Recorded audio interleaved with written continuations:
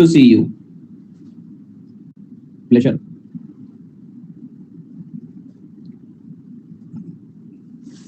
Hello, good evening, everybody. Good evening.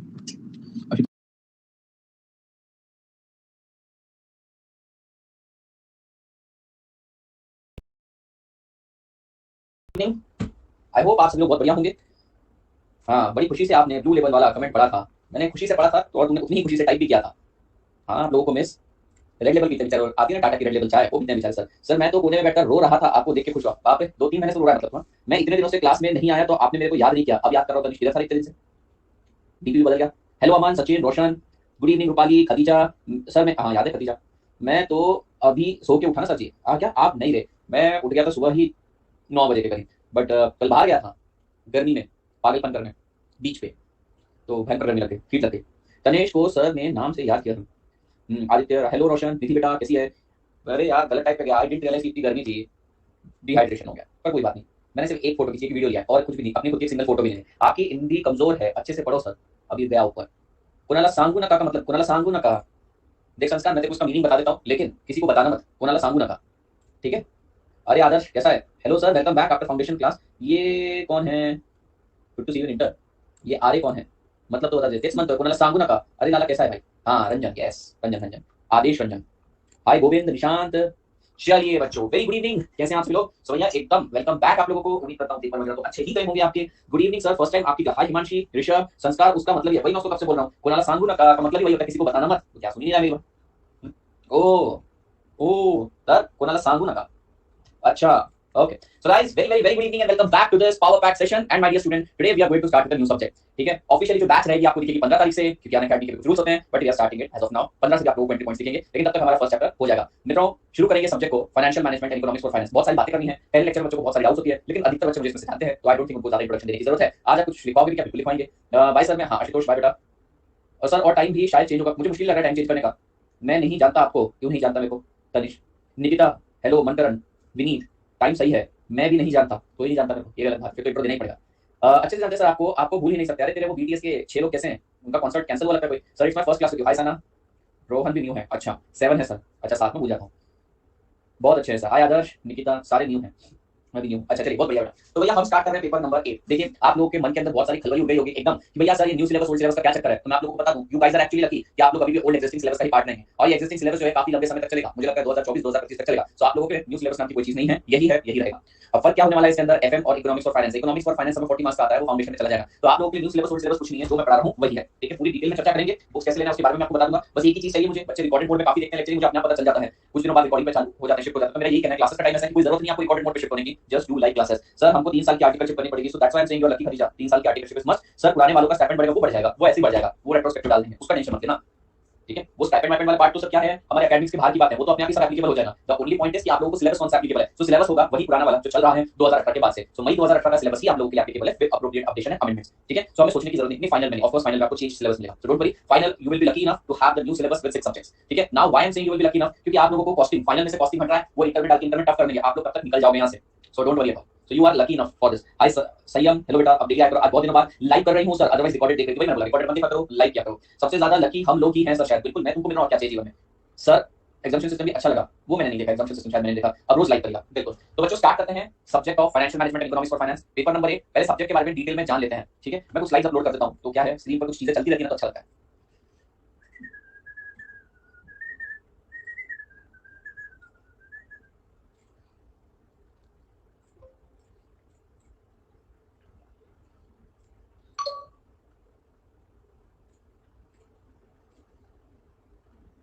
पूजा ma'am inter में नहीं पढ़ाती हैं, पर soon she will be back. Hello Aman, hello Sakshi, Bharat law वाली बुक यूज करें? हाँ जी बेटा, भारत लॉ वाली बुक यूज करें। सर कभी सीएफए पर एक क्लास लेना, जी बिल्कुल कोशिश करेंगे। आज कल से ज्वाइन होगी, आज मूवी देखने गई है। अरे इतने दिन से मूवी नहीं देखी उसने, चलो रोज देखती है तो फिर कल भी देखने चली जाएगी, यही टाइम मिलता है उसको, 9 से 12, 12 से 3। अरे 9 से 12, 12 से 3 रहते, 3 वाले शो भी खत्म हो गया, अब तक उसने आ जाना चाहिए था, अब तक आई नहीं, और 6 बजे वाले शो को तो टाइम है। कल सुनाएंगे उसको, पक्का याद दिलाना मेरे को। व्हाट्सएप ग्रुप पे क्या बना देंगे, निधि बना देगी, जाराना बना देगी, जाराना जुलाई 21 वाली बैच की है ना, हाँ ये वही है लड़की, वही लड़की। चलिए बेटा, पहले ना थोड़ा सा रफ में चर्चा कर लेते हैं, मैं स्टार्ट करूं उससे पहले फाइनेंशियल मैनेजमेंट और इकोनॉमिक्स और फाइनेंस के बारे में। मित्रों मेरे इंट्रोडक्शन के साथ स्टार्ट करते हैं. So I am chartered accountant, as you must be knowing. I am a qualified chartered accountant, not just a chartered accountant. मैंने सारी ट्रेनिंग्स भी कंप्लीट कर ली. मैं सीओपी भी होल्ड करता था, ऑल दोस रेलेवेंस आप लोगों के लिए नहीं है, but I have completed my graduation as well. Now this is my 6th year of teaching. I started teaching since 2016 with this very own subject. मैंने पहला जो सब्जेक्ट पढ़ाना स्टार्ट किया था, it was costing and FM only. And corporate work experience since 2013 I do have. KPMG में मैंने 5 साल काम किया. तो भैया ये है छोटा सा मेरे बारे में एक तुम्हारे लिए पीस ऑफ इन्फॉर्मेशन. नहीं तो कल जाके तुम्हें डाउट होगा पता नहीं किससे पढ़ रहे हो, तो मैं बता दूं. प्रूफ मांगते हो, प्रूफ भी बड़ा यहाँ पे, प्रूफ नहीं दूंगा मैं, प्रूफ नहीं देता मैं. आपको सब जानते हैं. अच्छा, प्रूफ मांग रहे. एक नंबर पढ़ाते हैं master of share market also. Share market and also now career counselling. I have mentored more than 25000 student in short span of 5-6 month. 25000 से ज्यादा स्टूडेंट्स को मैं मेंटरशिप प्रोवाइड कर चुका हूं. तो this is good, I can say achievement for me in that matter. Yes. So दोस्तों आपके मन में काफी सवाल थे न्यू सिलेबस ओल्ड सिलेबस को लेकर. सभी टीचर्स ने, B it Nakul sir, B it Ankit sir, B it Batra sir, सभी टीचर्स ने मन में डाउट हटा दिया कि आप लोग के लिए यही सिलेबस एप्लीकेबल है. So for this let me introduce you with the syllabus of financial management and economics for finance. मित्रों, फाइनेंशियल मैनेजमेंट लिखना चालू करोगे? हाँ, लिखना चालू करोगे? कहीं से लिखना चालू कर दीजिए, फिर मैं बाद में ये छोटे छोटे टॉपिक बता दूंगा. हाँ, लिखते जाइए. पहले इंट्रो पे लिखते जाइए, सब्जेक्ट का नाम डाल दीजिए financial management and EFF. EFF यानी इकोनॉमिक्स फॉर फाइनेंस. मेरे बारे में थोड़ी लिखना है, सब्जेक्ट के बारे में लिख पा रहा हूं. मेरे बारे में क्या लिखोगे? आत्मकथा लिखोगे मेरी? तो मैं ही लिख सकता हूं बेटा. बायोग्राफी लिखना. मैं और मेरी तन्हाई अक्सर एक दूसरे से बातें करती हैं. ओके बेटा, देखिए फाइनेंशियल मैनेजमेंट का जो पेपर है ना, it comes for 60 marks in exam. पर पेपर में आपको विद ऑप्शन 70 मार्क्स मिलते हैं, उसमें से कोई 60 आपको अटेम्प्ट करने रहते हैं. बताता हूं डिटेल में थ्योरी कितना, प्रैक्टिकल कितना है. देन कम्स बेटा EFF, economics for finance. Economics for finance आपको 40 मार्क्स का अटेम्प्ट करना रहता है. बेसिकली पेपर आता है 50 मार्क्स का. तो कुल मिला के 120 इंक्लूडिंग ऑप्शन. 10 मार्क्स के ऑप्शन आते हैं फाइनेंशियल मैनेजमेंट में और 10 मार्क्स के ऑप्शन आते हैं इकोनॉमिक्स फॉर फाइनेंस में. बेटा फाइनेंशियल मैनेजमेंट में 70 में से 60 मार्क्स प्रैक्टिकल के आते हैं. That means you can consider FM पूरा का पूरा प्रैक्टिकल पेपर है. अगर आप थ्योरी का सहारा लेना चाहते हैं थोड़ा बहुत, तो एक 10 मार्क्स का क्वेश्चन आता है, उसमें 4 सब क्वेश्चन होते हैं, आप उसका सहारा ले सकते हो, but it is totally optional. Last question रहता है बेटा आप लोगों के लिए, आपको अटेम्प्ट करना है तो करो, नहीं तो मेजॉरिटी स्टूडेंट्स प्रैक्टिकल पे ही जाते हैं. So you can consider this as totally practical. ठीक है. Moreover if I talk about economics for finance, बेटा इसमें 4 चैप्टर है, लेकिन इसमें 15 मार्क्स आपको प्रैक्टिकल के मिल जाएंगे. तो अगर आप पेपर को टोटल में देखोगे, प्रैक्टिकल को अपनी स्ट्रेंथ बना लोगे, तो 75 मार्क्स आपके लिए स्कोर करना प्रैक्टिकल के थ्रू पॉसिबल है. और 25 मार्क्स की बेटा आप लोग थ्योरी अटेम्प्ट कर सकते हैं. ग्रुप बना लिया है? ठीक है, मैं इसको पिन कर देता हूं. ओके, तो ये रहेगा बेटा आप लोगों का paper pattern. Financial management 60 marks का प्रैक्टिकल आएगा, 10 मार्क्स का ऑप्शनल थ्योरी क्वेश्चन आएगा, जिसके अंदर 4 सब क्वेश्चंस होंगे. इकोनॉमिक्स फॉर फाइनेंस के अंदर बेटा 40 मार्क्स के पेपर के अंदर 15 मार्क्स प्रैक्टिकल आएंगे, 25 मार्क्स आप लगभग थ्योरी अटेम्प्ट कर सकते हो. बेटा ये वाला जो पार्ट है ना प्रैक्टिकल, इसको कवर करने के लिए वी रिक्वायर नियरली 3 आवर्स. मतलब मैं अगर अभी आप लोगों के साथ 3 घंटे के लिए बैठ गया, तो आप नवंबर के पेपर में ये 15 मार्क्स तो स्कोर कर ही लेंगे. आपको कोई और प्रैक्टिस की रिक्वायरमेंट नहीं है. समझ रहे हो सर? अगर एफएम करके 50 या जो भी ऑब्टेन कर ले तो क्या वो पास हो जाएगा? यस. आपको यहाँ पे क्यूमुलेटिव स्कोर 50 का लेकर आना है. और मैं बोल रहा हूं अगर आपको जीरो नॉलेज भी रहेगा तो ये 15 मार्क्स आप आराम से स्कोर कर सकते हो. हर बात का इतिहास है. तो आप लोगों को कुल मिला के अगर थ्योरी समझनी है, पढ़नी है, तो मेरे हिसाब से 25 मार्क्स का करना. समझ में आ गया आप लोगों को? बाकी तो सब प्रैक्टिकल हो. जो आपका एफएम है, इसके अंदर 10 चैप्टर्स है. 10 चैप्टर्स, 8 प्रैक्टिकल हैं और 2 थ्योरी है. इकोनॉमिक्स फॉर फाइनेंस के अंदर बेसिकली आपको 4 चैप्टर्स हैं. ठीक है, 4 चैप्टर्स. अब इसमें से थ्योरी चैप्टर प्रैक्टिकल चैप्टर नहीं है. इसके अंदर से 15 मार्क्स प्रैक्टिकल आ जाता है, 25 मार्क्स थ्योरी आ जाता है. ठीक है, did you get my point? बेटा इतिहास गवा रहा है कि एफएम और इकोनॉमिक्स और फाइनेंस के पेपर में बच्चा फेल होता है. मतलब फेल ही नहीं होता इसके अंदर. इतिहास गवाह के बच्चे इसमें फेल होता ही नहीं है. बस इसको थोड़ी सी ना स्ट्रेटेजिकली क्लास में पढ़ के आगे बढ़ना पड़ता है. पेपर देखा दिखाई आता है आपको. सर मैंने आपका एक चैप्टर रिकॉर्डेड देखा है, अब वो रिकॉर्डेड करो. आप सब मेरे साथ ना लाइव करें. इतिहास गवाह की बेटा इसके अंदर बच्चा फेल नहीं होता है. अगर वो फेल होता है तो सिर्फ एक ही रीजन से, क्या वो ये पूरा का पूरा पार्ट छोड़ के चला जाता है. अब इसमें भी प्रॉब्लम क्या है? ईएफएफ के टीचर्स आपको मिलते नहीं है सर. मैं आपको ईएफएफ पूरा करवाऊंगा जिसमें आप आराम से 40 में से 35 के ऊपर मार्क्स स्कोर कर पाएंगे. मैंने पूरा ईएफएफ का पार्ट 35 पेजेस के अंदर अभी एकदम समराइज करके दिया है, इंक्लूडिंग प्रैक्टिकल एंड थ्योरी. पढ़ाऊंगा तो मैं आप लोगों को आराम से 200 पेजेस के नोट्स हैं, लेकिन उसका कॉम्प्रेस वर्जन मैंने दे रखा है. एमसीक्यूज तो नहीं आते इसमें, लेकिन आपको हर एक पॉइंट के ऊपर क्वेश्चन बना के दे रखा है. ठीक है, तो काफी इजी रहेगा आप लोगों के लिए सिलेबस. इस बात की मैं आप लोगों को गारंटी देता हूं. लिख लिया आप लोगों ने? भैया इस सब्जेक्ट का पहला पार्ट है फाइनेंशियल मैनेजमेंट और मैं स्टार्ट एफएम से ही करूंगा. अब सवाल ये आता है बच्चों के मन में कि सर ये जो सब्जेक्ट है फाइनेंशियल मैनेजमेंट, इससे हमें क्या एक्सपेक्टेशन रखनी चाहिए? क्या इसको करने के बाद अगले हर्षद मेहता हम ही बन जाएंगे? प्रांशु तो यही सोच के आया था बेटा. रोहन तो सोच रहा था पैसा ही पैसा होगा. क्या ये चीज हो सकती है? या फिर सर ये थ्योरेटिकल नॉलेज देकर हटा देंगे हमारा? क्या लगता है बेटा आप लोगों को क्या हो सकता है इस फाइनेंशियल मैनेजमेंट में? मैं भी, अमन भी सोच कर आया था बेटा. सेकंड वाला पैसा ही पैसा होगा. हाय सुदेश, पैसा ही पैसा सोच कर आया था. 12th में पढ़ा था, कंफ्यूज है? नहीं, मी टू. चलिए मैं आप लोगों को बता देता हूं. फाइनेंशियल मैनेजमेंट जो सीए इंटरमीडिएट में बेटा, उसके अंदर आपको स्टॉक मार्केट का कुछ भी सिखाया नहीं जाएगा. सो आप अपनी एक्सपेक्टेशन बिल्ड ही मत करो कि सर हमें सिर्फ स्टॉक मार्केट के कॉन्सेप्ट पता चलेंगे, हम इमीडिएटली मार्केट में इन्वेस्ट करना चालू करेंगे. नहीं, इसके अंदर आपको हल्का सा ग्लिम्स भी नहीं देने वाले हम लोग स्टॉक मार्केट के बारे में. So sir what exactly is financial management? क्या है हमारे अंदर ये बता दीजिए बेटा. बेसिकली आप लोगों को फंड सस्ते में कहां से लाना, फंड कहां पे इन्वेस्ट करना, कितना डिविडेंड पे करना, छोटा सा ही सिलेबस है. तो सिलेबस भी एक्चुअली छोटा है. 45 लेक्चर्स में आप लोगों का सब्जेक्ट खत्म हो जाएगा FM. So actually it is very small part, highly scoring है. पेपर नंबर 8 है, बच्चा वहां तक पहुंचने तक थक जाता है, पर जो बच्चा सिर्फ ग्रुप 2 दे रहा है उसके लिए तो काफी आसानी से हो जाएगा. और वो ग्रुप देने वालों के लिए बेटा ये एग्रीगेट निकल बनता है. आपके फाउंडेशन वाले बुक्स में अच्छा नॉलेज है स्टॉक मार्केट. हां, स्ट्रेटेजिक फाइनेंशियल मैनेजमेंट में आता है. यस, फाइनल में आता है. सर इको में कितनी क्लास होगी? 20 क्लासेस होगी इकोनॉमिक्स में. I am already even only attending class. अच्छा, सो 20 क्लासेस है, उसके बारे में चर्चा करेंगे. तो पहले आप अपनी एक्सपेक्टेशन बिल्ड कर रख लो कि स्टॉक मार्केट का नॉलेज नहीं दिया जाएगा. हां, पर मनी को कितना माइन्यूटली मैनेज किया जा सकता है उसके बारे में सिखाया जाएगा. जैसे कि मैं आप लोगों को एग्जांपल देता हूं. 2.5 महीने में खत्म, अगस्त एंड का मैंने टाइम दिया है, अगस्त एंड में खत्म कर दूंगा. अगर मैं 66 लेक्चर्स की बात करता हूं छुट्टी के साथ बेटा, अगस्त एंड हो ही जाएगा. ठीक है, पहले हम एफएम से स्टार्ट करेंगे. पेपर का एसेंस भी एफएम का ही है. थोड़ी बहुत टिप देना वो तो अलग बात है. मैं बोल रहा हूं सिलेबस में ऐसा कुछ नहीं जो आप लिख कर पाएंगे. बाकी तो मैं हूं. Hi Archit and Harsh. Sir notebook कितने पेजेस का देखिए आप लोगों को इसमें करीब 400 पेज तो लग जाएंगे. बेयर मिनिमम 400 पेज लग जाएंगे. कॉस्टिंग में कुछ भी नहीं दिया. फर्स्ट में मांगा ही नहीं था तुमने, तो जिस दिन आया उसी दिन मैंने दिया। अब आप कंटिन्यू मत करिए। अगर किसी बच्चे ने मे के लिए जो मैंने रिकॉर्डिंग करी थी वो देखे तो भैया वो देखना बिल्कुल बंद कर दीजिए। उसके पीछे रीजन है सिलेबस के अंदर इंटरनली ड्रास्टिक चेंज आया है। I am telling you, institute ने मॉड्यूल ही रिवाइज कर दी। अब क्योंकि इंस्टीट्यूट ने मॉड्यूल रिवाइज कर दी है, क्वेश्चन पूछने का पैटर्न ही बदल दिया है, सो मैंने भी चीजें मॉडिफाई कर दी। आप लोगों को फॉर्मुला रखना नहीं पड़ता है। मैं बोल रहा हूँ सब्जेक्ट सबसे ज्यादा इजी है। हर एक चैप्टर में अगर आप कुल मिला के फॉर्मुले देखेंगे तो 10-12 फॉर्मुले होते हैं, बड़ी आसानी से समझ हो जाते हैं, फिक्र करने की बात नहीं है। मॉड्यूल में तो मेरी रिलेटिव की ही है सर, लेकिन मैंने जो पढ़ाया था आप लोगों को वो थोड़ी अलग चीज थी, वो अलग बुक थी, ठीक है। तो मैं आप लोगों को डेफिनेटली करवा दूंगा, लेकिन एक बात मैं आपको बता दूं, सिलेबस में ड्रास्टिक चेंज आया है। एक्चुअली क्वेश्चंस थोड़े टफ हो चुके हैं, पहले वो क्वेश्चंस नहीं थे, लेकिन अब वो क्वेश्चंस आ चुके हैं, वो क्वेश्चंस डाल दिए। अनडाउटेडली मेरे बुक में क्वेश्चंस पहले से हुआ करते थे, क्योंकि मैं पढ़ा रहा हूं बेटा ओल्ड सिलेबस से। जब आईपीसीसी हुआ करता था तब से पढ़ा तो सब कुछ है इसके अंदर। हाय प्रणव, तनिषा, निधि, तो हमारी बुक में क्वेश्चन इंस्टीट्यूट के कवरेज से 3 गुना ज्यादा होते हैं। इंस्टीट्यूट में अगर 10 क्वेश्चन है तो हमारे पास अगर 30 क्वेश्चन होते हैं, तो कवरेज का आप लोगों को इशू नहीं जाएगा, इस बात की मैं आपको गारंटी देता हूं। लेकिन सब्जेक्ट में एक ही चीज की रिक्वायरमेंट है बेटा, आप लोगों को डेली अटेंड करना पड़ेगा। बच्चे स्टार्टिंग में वादा तो करते हैं, बाद में रिकॉर्डेड पर शिफ्ट हो जाते हैं, तो रिकॉर्डेड में बेटा उतना एसेंस नहीं मिल पाता है। आप लोग 2 की स्पीड पर देखते हो, भाग के देखते हो, 2 घंटे का लेक्चर आप 2 की स्पीड पर देखते हो, वो 1 घंटे में तो होता ही नहीं, 2.5 घंटे लग जाते हैं, 3 घंटे लग जाते हैं, क्योंकि आप अपने हिसाब से देख लेते हैं। फिर कभी कभी मैं सॉल्व करते कोई पार्ट कर रहा हूं तो आप पॉज करते हो, स्पीड को एडजस्ट करते हो, तो उसमें समय वेस्ट होता है, प्लस आप लोगों को फीलिंग नहीं आती। तो डेली लाइफ करिए। इको रिकॉर्डेड कर लिया है सर, 2 चैप्टर वो कंटिन्यू करें। अभी तो उसको बहुत टाइम है पूरी, अभी इकोनॉमिक्स और फाइनेंस को पहुंचने में बहुत टाइम है, तब मैं आप लोगों को बता दूंगा। अभी we are starting with FM and syllabus is totally new design for you. So भैया व्हाट यू कैन एक्सपेक्ट, बेटा मैं आप लोगों को बता रहा हूं फाइनेंशियल मैनेजमेंट के सब्जेक्ट से आप ये एक्सपेक्टेशन रखिए, this is going to impart basic financial literacy in us. ये हमको छोटी-छोटी कैलकुलेशंस वगैरह सिखाएंगे कि actually where we go now. जैसे मैं आपको एक एग्जांपल देता हूं, मेरी थिंकिंग फाइनेंशियल मैनेजमेंट से कैसे सुधरी। सर इको रिकॉर्डेड कर लिया, थोड़ा ही बचा है, एफएम लाइव कर लिया, आप एफएम लाइव कर लो और इको के लिए क्या कॉल लेना है तब देखते हैं, ठीक है। मैं आपको फाइनेंशियल लिटरेसी का एक छोटा सा एग्जांपल लेता हूं, ध्यान से देखिएगा, समझिएगा इस चीज को। एफएम से आप लोगों को किस प्रकार का नॉलेज मिलेगा बेटा। लेट्स से मेरे पास 2 करोड़ रुपए, ठीक है, एक एग्जांपल दे रहा हूं कि किस टाइप की चीजें, किस टाइप के कैलकुलेशंस आपको देखने को मिले।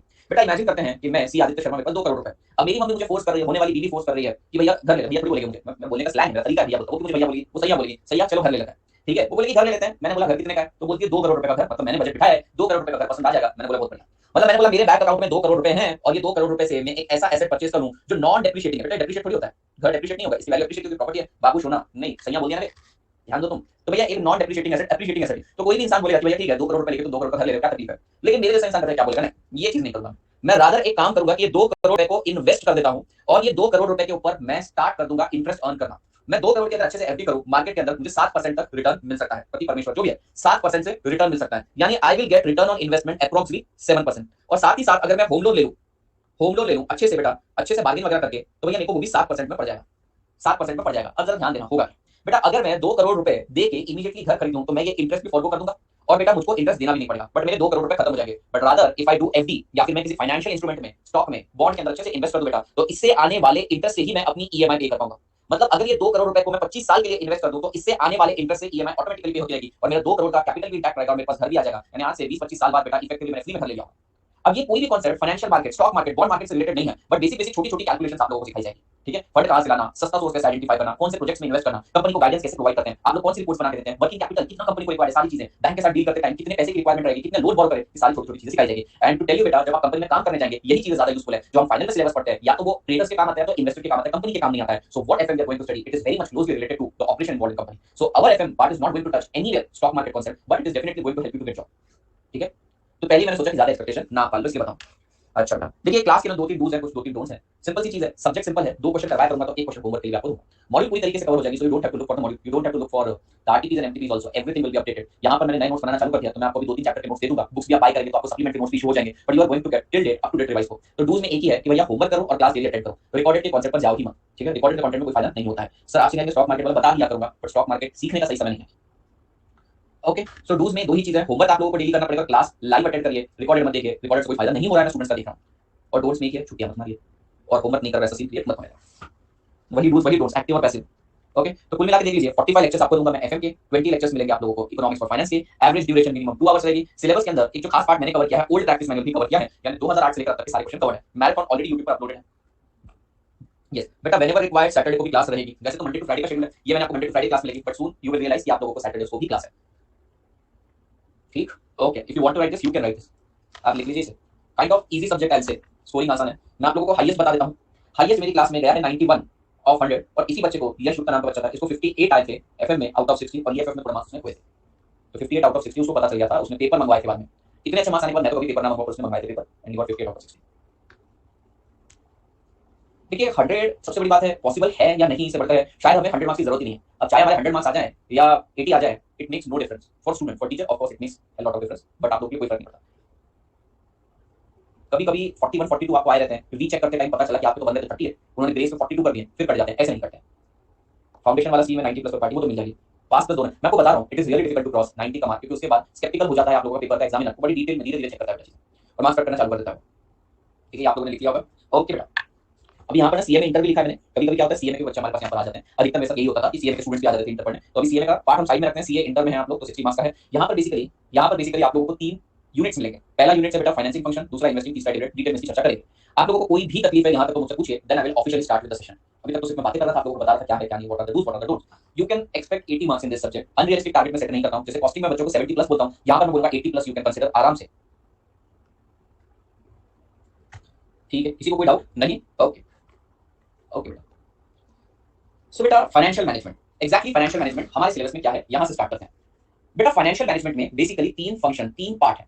पहला फाइनेंसिंग फंक्शन, यानी पैसा कहां से लाना। अब आप लोग कहेंगे सर पैसा कहां से लाना, उसमें क्या तकलीफ है, जो हमको लोन दे देगा वहां से पैसा ले आते हैं सर, मार्केट में इक्विटी इशू कर देंगे। पर बेटा ये चीज इतनी सिंपल नहीं है। There are more than 100 sources of finance. Yes I am not joking, हमारे सिलेबस में 70 से ज्यादा सोर्सेस ऑफ फाइनेंस है। So there are more than 100 sources of finance from where you can procure the money. तो बेटा पैसा कहां से लाना, ये सबसे बड़ा मसला है, ये सबसे बड़ा सवाल है। कभी कभी पैसा सस्ते में भी आ जाता है, कभी कभी पैसा महंगे में भी आ जाता है। आप लोगों ने सुना होगा बेटा इक्विटी के बारे में, पैसा वहां से भी आ सकता है, पैसा चाहे तो आप लोन से भी उठा सकते हैं। पैसे के लिए बेटा आप प्रेफरेंस शेयर्स इशू कर सकते हैं, पैसे के लिए आप टर्म लोन भी इशू करवा सकते हैं बैंक से। So there are many sources of finance, selecting the best and appropriate sources of finance is the key task of financing decision. तो पहला यूनिट फाइनेंसिंग डिसीजन बात करेगा कि भैया पैसे के सोर्स कौन से हैं। अच्छा, हर एक सोर्स का कैरेक्टरिस्टिक्स बताओ, all these are practical part. So भैया पैसे के सोर्स कौन से हैं, उसका प्रैक्टिकल एप्लीकेशन, उसका क्या रेट में आपको पैसा मिलेगा ये बताओ, और एक एप्रोप्रिएट कैपिटल स्ट्रक्चर बनाओ।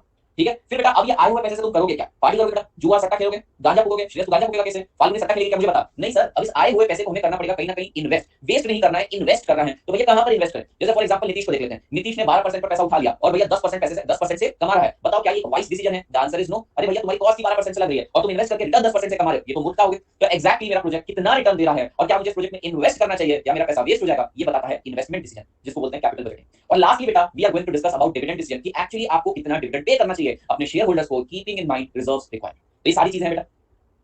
प्रेक्षक, उस प्रेक्षक ये नीतीश का परीक्षा है क्या? परीक्षा इतनी आईडी से आ चुकी है, परीक्षा। अच्छा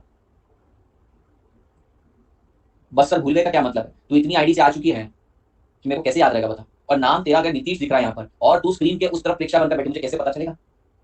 और फिर ऊपर से बस क्या सर भूल गए, अरे भूलने के लिए याद तो रहे कि नीतीश इज इक्वल्स टू परीक्षा, वही सबको पता नहीं है। गजब काम करती है। हाँ तू याद है, गजब बात वो कर रही है। Me after long time, yes yes, Omkar, Nitin और पता नहीं कौन कौन, एक उसका खुद का भी होगा। हमने यहाँ पर हमारी क्लास में लड़कों को लड़की बनते हुए देखा है, लड़की को लड़का बनते हुए अब देख रहे हैं। अनुराग नाम से भी आई थी देखो, और क्या बस क्या सब भूल गए, अभी बेशरम, कैसे याद रहेगा? नलायक बच्ची। ओके ठीक है, तो बेटा फाइनेंशियल मैनेजमेंट में बेसिकली हम सिर्फ और सिर्फ यही 3 चीजें पढ़ने वाले, पैसा कहां से लाना, पैसा कहां पे लगाना और कितना डिविडेंड पे करना। अब इसी चीज को अच्छे से समझने के लिए let's take one story, let's take one simple story. इतने आईडी कहां से लाते हैं लोग पता नहीं। बेटा मैं क्या चाहता हूं तुमसे, मैं ये जानना चाहता हूं बेटा तुम्हें जीवन में क्या चाहिए मुझे बताओ। अभी अपन सिलेबस की बात कर रहे हैं तो तुम तुम्हारी फालतू रिक्वायरमेंट मत बताना। पैसा चाहिए बेटा, रोकड़ा चाहिए, शांति चाहिए बेटा। कृष्ण ने बोला मेरे को तो शांति चाहिए, एक काम कर बेटा फोन बंद करके सो जा। पास इन सीए, मनी 200 मार्क्स चाहिए, जीवन ऐश चाहिए बेटा। फिर अभिषेक बच्चन क्या करेगा अगर ऐश को तू रखेगा तो? कृष्णा निकल जा जंगल में। अरे यार ये रंजन को गर्लफ्रेंड चाहिए, अरे क्या क्या अजीब अजीब चीजें चाहिए बेटा तुम लोगों को। निशांत बस ग्रुप 1 में पास होना है, तो ग्रुप 1 में पास होना है, ग्रुप 2 में बैठा हुआ है तू, ग्रुप 2 में नहीं होना है। बीटीएस से ग्रुप 2 का क्या? अरे भाई अपने को पास होना है, ग्रुप 1 में भी ग्रुप 2 में बात सही है, पर ultimately what we require money. जीवन का पूछा आपने, जीवन का पूछा। अच्छा आदित्य सर चाहिए, मेरे को क्या करेगा बेटा पाके? अंधा पैसा चाहिए बेटा, देख लेना भगवान अंधा कर देगा, 2 रुपए दे देगा। ऐसे तो गरीब भिखारी भी अंधा पैसा है बेटा उसके पास, वो खुद अंधा है उसके पास पैसा है। सो वैसा नहीं, भगवान को क्लियरली बोला भगवान इतना पैसा हो, इतना पैसा मैं गिन ही ना पाऊं, फिर भगवान तुम्हें अनपढ़ बना देगा, बोलेगा ले 150 रुपए देता हूं, ये भी गिन नहीं पाएगा, तू अनपढ़ है। सोच समझ के बोलना चाहिए बेटा भगवान। ठीक है ओके, एक एक पॉइंट। ओके बेटा देखिए बेटा हर एक को जीवन में पैसा चाहिए रहता है, ठीक है। वैसे तो और भी बहुत सारी चीजें चाहिए रहती है। अगर मैं ऋषभ की बात करूं, क्लियर की बात करूं, उसको एक अच्छा घर चाहिए, उसको एक अच्छी गाड़ी चाहिए, अच्छी हेल्थ चाहिए, पार्टी लाइफ चाहिए, अच्छा खाना चाहिए, दोस्त नहीं बच्चे चाहिए बेटा, बीवी चाहिए तेरे को। लेकिन एक ही बीवी है बेटा, या तो ये प्रियम को मिल पाएगी या तो ऋषभ को मिल जाएगी। देखो बीवी को कोई फर्क नहीं पड़ने वाला, उसको तो सेम चेहरे दिखने वाले दोनों के, पर भैया तुम दोनों को फर्क पड़ेगा। तो सोच लो किसकी है ये, तुम्हें डिसाइड करके मेरे को बता देना। चलो तुम्हें बीवी चाहिए बेटा, तुमको अच्छे बच्चे भी चाहिए, तो खैर अच्छे निकलने नहीं है तुम्हारे हरकतें तो तुम्हारी देख लो, बीवी लड़के जैसे। हाँ तो कुल मिला के बेटा हमको बहुत सारी चीजें चाहिए रहती है जीवन में, उसी तरीके से कंपनी को भी बहुत सारी चीजें चाहिए रहती है। और ये सारी चीजों की प्राप्ति के लिए क्या चाहिए बेटा? सबसे पहले चाहिए हमको पैसा। रोस्टिंग मोड ऑन है सर।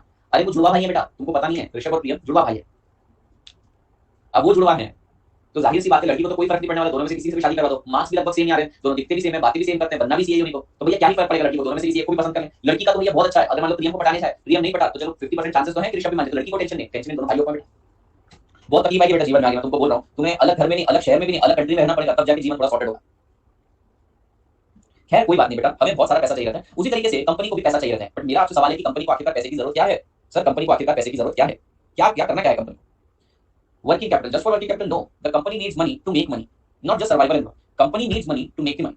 ठीक है, let's make it very simple and decode this subject. Let's start one company. हम एक मोबाइल मैन्युफैक्चरिंग कंपनी सेटअप करने की चाहत रखते हैं। तो बताइए बेटा, अगर मैं मोबाइल मैन्युफैक्चरिंग कंपनी सेटअप करना चाहता हूं तो मुझे सबसे पहले क्या चीज चाहिए रहेगी, पूरा प्रोसेस इमेजिन करते हैं। लेट्स से तुमने आज तक कितने सब्जेक्ट पढ़ लिया, अकाउंट्स पढ़ लिया, मैथ्स पढ़ लिया था, डिफरेंशिएशन इंटीग्रेशन, बेटा इकोनॉमिक्स पढ़ चुके, प्रधान पंडित बन चुके हो तुम लोग, और क्या क्या पढ़ा था तुम लोगों ने, सर लॉ पढ़ लिया था हमने, ऑडिट पढ़ रहे हो भैया, टैक्सेशन, इतने सारे सब्जेक्ट पढ़ लिए बेटा। अब बताइए कैसे बिजनेस सेट करोगे, तो इतना सब कुछ पढ़ चुके हो, बीसी के पढ़ चुके हो, कंपनी की सक्सेस पढ़ चुके हो, कास्टिंग पढ़ चुके हो। अब बताओ लैंड लेबर कैपिटल, अच्छा बिल्डिंग प्लांट, क्या चाहिए बेटा, सबसे पहले तो दिमाग चाहिए। सर वो वाली रिक्वायरमेंट छोड़ के बताओ, वो तो नहीं है, उसके अलावा बताइए। ठीक है, उसको छोड़ देते हैं, दिमाग के अलावा क्या है, सर पैसा चाहिए। सबसे पहले मुझे चाहिए पैसा, और मुझे बताइए पैसा कहां से ऑब्टेन करोगे बेटा, किसी रिश्तेदार से पैसा लेके उसे डुबा दोगे, ठीक है, दोस्त से पैसा लेके उसको ब्लॉक कर दोगे बेटा, क्या करोगे बेटा, बैंक में डाका डालोगे, हाँ फिरौतियां मांगोगे, करोगे क्या, क्या लगता है बेटा पैसा लाने के लेजिट सोर्सेस क्या है, या फिर वही तुम्हारा पुराना वाला प्लान कि एक अमीर लड़की को पटा लो, उसके पापा आएंगे तुमको बोलेंगे मेरी बेटी से दूर होने के लिए तुम जो रकम मांगो ये लो ब्लैंक चेक, वो ब्लैंक चेक दे देगा तुम लोगों को, क्या सोच के रखा है पैसा कैसे आएगा बताइए मुझे, दोस्त से लेंगे उसको डुबा देंगे, मुझसे तो लो ही मत, लोन इक्विटी यस। सो भैया सबसे पहले कंपनी को रिक्वायर्ड रहेगा बहुत सारा पैसा, और भैया कंपनी को पैसे के लिए sources of finance, sources of finance identify करने पड़ेंगे। अब मुझे बताइए कौन कौन से सोर्सेस ऑफ फाइनेंस है हमारे पास। मेरे पोर्टफोलियो का 3% लेगा, 150 रुपए का 3%, 4.5 रुपए का क्या करेगा बेटा तू, इतना अंधा पैसा देके सच में अंधा हो जाएगा इंसान। यस, तो भैया सबसे पहला सोर्सेस ऑफ फाइनेंस बच्चे मुझे बोल रहे हैं सर डिवेंचर, यस, और क्या बोल रहे भैया लोन वाले लेंगे लोन, और बताइए जी इक्विटी, भाई जो फाइनेंशियल इंस्टीट्यूशन बोल रहे फाइनेंशियल इंस्टीट्यूशन से लोन लेंगे आप लोग, ठीक है साहब लेंगे, बॉन्ड, हाँ लिख दिया, प्रेफरेंस शेयर कैपिटल भी लिख दिया, और बताइए बेटा, नहीं नोट नहीं करना है अभी, कुछ मत नोट करो, सेल ऑफ इन्वेस्टमेंट नहीं बचा, ये कौन सा तरीका हो गया, देखो अमीर बनना है तो तेरे घर की चीजें बेचना चालू कर देगी, अब तू बोलेगी सर मेरे को पैसे चाहिए, पैसे चाहिए तो घर की चीजें बेचना चालू कर देगी, ये कौन सा तरीका हो गया। देन डिपॉजिट, डिपॉजिट नहीं, सीपी अच्छा बोला, किसी ने कमर्शियल पेपर, अरे सर दूसरे को इन्वेस्ट करने को बोलेंगे, हाँ तो इन्वेस्ट करने के लिए बोलेंगे, हमारी कंपनी में इक्विटी हो गया ना, अनसिक्योर्ड लोन्स मतलब लोन्स हो गए, ट्रेजरी नोट्स, अच्छा, अरे हाँ बैंक लूट लेंगे बेटा, लोन की बात कही, अब भैया तुम लोन लेने जाओ और तुम्हारी नीयत माल्या जैसी है तो बैंक लूटने के बराबर ही बात होगी। हाँ जी बेटा, so there are various sources of finance, कोई भी बिजनेस को स्टार्ट करने के लिए फ्यूल चाहिए रहता है बेटा, ईंधन चाहिए रहता है, वो ईंधन है पैसा, और पैसे के बहुत सारे सोर्सेस हैं, और भी बहुत सारे सोर्सेस हैं, 60 से 70 सोर्सेस हैं, पढ़ाऊंगा आप लोगों को थ्योरेटिकल पार्ट है, तो we need to identify various sources of finance. अब मुझे बताइए बेटा आप लोग इसमें से कौन से टाइप के पैसे को ज्यादा प्रेफरेंस देंगे, यानी गिवन एन ऑप्शन मैं आपको 6 के 6 सोर्सेस ओपन करके दे देता हूं, आप इसमें से कौन सा सोर्स ऑफ फाइनेंस प्रेफर करेंगे। कुछ लोग बोल रहे हैं इक्विटी, एक बच्चे ने बहुत अच्छा आंसर दिया सर जिसकी कॉस्ट लेस हो, ठीक है, लोएस्ट इंटरेस्ट रेट जिसकी कॉस्ट लेस हो, हाँ वही बोल रहे हैं इट डिपेंड्स, यस। सो बच्चों ने काफी सब्जेक्टिव आंसर दिया है, सर अगर आप डिवेंचर की बात करें तो डिवेंचर पे पे करना पड़ेगा इंटरेस्ट, सिमिलरली लोन पे भी इंटरेस्ट पे करना पड़ेगा, इक्विटी पे इक्विटी डिविडेंड पे करना पड़ेगा, बॉन्ड पे भी इंटरेस्ट, यहाँ पर प्रेफरेंस डिविडेंड, कमर्शियल पेपर पर भी इंटरेस्ट। अब सर ये बहुत सारे सोर्सेस ऑफ फाइनेंस है, सभी की पेक्युलरिटी बहुत अलग है। अगर हम बात करें डिवेंचर की, लोन फाइनेंसिंग की, बॉन्ड की और कमर्शियल पेपर की, यहाँ पर आपको फिक्स इंटरेस्ट पे करना पड़ेगा। आपकी कंपनी अगर इनिशियली लॉसेस बेयर करने वाली है तो उस केसेस में चलेगा नहीं। For example if you take Unacademy, Unacademy initially losses book कर रही है, क्यों, क्योंकि उसे पता है पहले मॉडल को सस्टेनेबल बनाना है, बाद में प्रॉफिटेबिलिटी की तरफ ध्यान देंगे। पर अगर अनअकैडमी पैसा डिवेंचर, लोन, बॉन्ड और कमर्शियल पेपर से उठाए तो इररिस्पेक्टिव ऑफ प्रॉफिटेबिलिटी बेटा उनको वहीं से अपनी जितनी भी अर्निंग आई या फिर एसेट बेच के ईएमआई चुकानी पड़ेगी। So it is source of finance but बेटा very much risky, irrespective of your profit आपको पे करना पड़ेगा। But if you look at this equity and preference, बेटा इस केस में कंपलसरी नहीं रहता है, यहाँ पर क्यूमुलेटिव का ऑप्शन रहता है प्रेफरेंस शेयर में, और you can say equity, equity के केस में नहीं है प्रॉफिट तो देने की भी जरूरत नहीं। So don't you think these are the better sources of finance, बताता हूं। So don't you think equity and preference are better source of finance, but बेटा इक्विटी और प्रेफरेंस वाले बहुत ज्यादा रिटर्न मांगते हैं, वो बोलते हैं कि अगर तुम्हें प्रॉफिट नहीं हुआ तो कोई बात नहीं, पर जब होगा तो सारा का सारा उड़ा के लेकर चले जाएंगे, कुछ रिजर्व एंड सरप्लस नहीं, सारा का सारा उठा के लेकर चले जाएंगे। वहीं बेचारे सज्जन देव मानुस डिबेंचर, लोन, बॉन्ड और कमर्शियल पेपर बोलते हैं भैया तुम ज्यादा कमाओ कम कमाओ हमको कोई फर्क नहीं पड़ता, हम तो सेम अमाउंट लेकर जाएंगे। तो हम एक बहुत बड़ी दुविधा में फंस चुके हैं, ठीक है, तो ये दुविधा आ चुकी है कि sir various sources of finance को पता चल चुके हैं, पर सर इसमें से डिबेंचर लेना, लोन लेना, इक्विटी लेना, बॉन्ड से पैसा उठाना, प्रेफरेंस शेयर, कमर्शियल पेपर कहां से पैसा उठाए, या फिर हम ऐसा कर सकते हैं कि इसका एक अप्रोप्रिएट मिक्सचर बना दें, थोड़ा सा लोन ले लें, थोड़ा सा डिबेंचर, थोड़ा सा कमर्शियल पेपर, थोड़ा सा इक्विटी। तो बेटा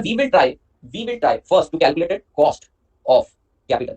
सबसे पहले हम कोशिश करेंगे बेटा जितने भी सोर्सेस ऑफ फाइनेंस हमने आइडेंटिफाई करें इसकी कॉस्ट निकाल, और बेटा बाद में एक अप्रोप्रिएट कैपिटल स्ट्रक्चर बना ले। अप्रोप्रिएट कैपिटल स्ट्रक्चर मतलब डेट और इक्विटी का एक अप्रोप्रिएट मिक्स बना ले, क्यों, क्योंकि इसके अंदर कुछ सोर्सेस ऑफ फाइनेंस रिस्की है, इररिस्पेक्टिव ऑफ प्रॉफिटेबिलिटी पे करना पड़ता है, लेकिन कुछ सोर्सेस ऑफ फाइनेंस रिस्की नहीं है और कॉस्टली बहुत ज्यादा है, तो मुझे सबकी कॉस्ट भी निकालनी पड़ेगी और कॉस्ट और रिस्क को मद्देनजर रखते हुए एक कैपिटल स्ट्रक्चर भी बनाना पड़ेगा।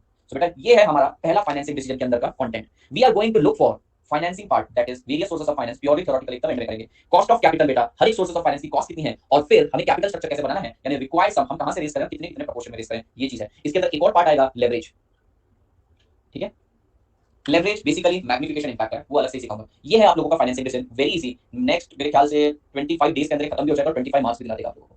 25 डेज तो ज्यादा बोला मैंने, शायद 18 दिन, हाँ 20 दिन में कंप्लीट हो जाएगा, 25 मार्क्स 20 डेज, अगले 20 दिन में कंप्लीट हो जाएगा, इजीएस्ट ऑफ।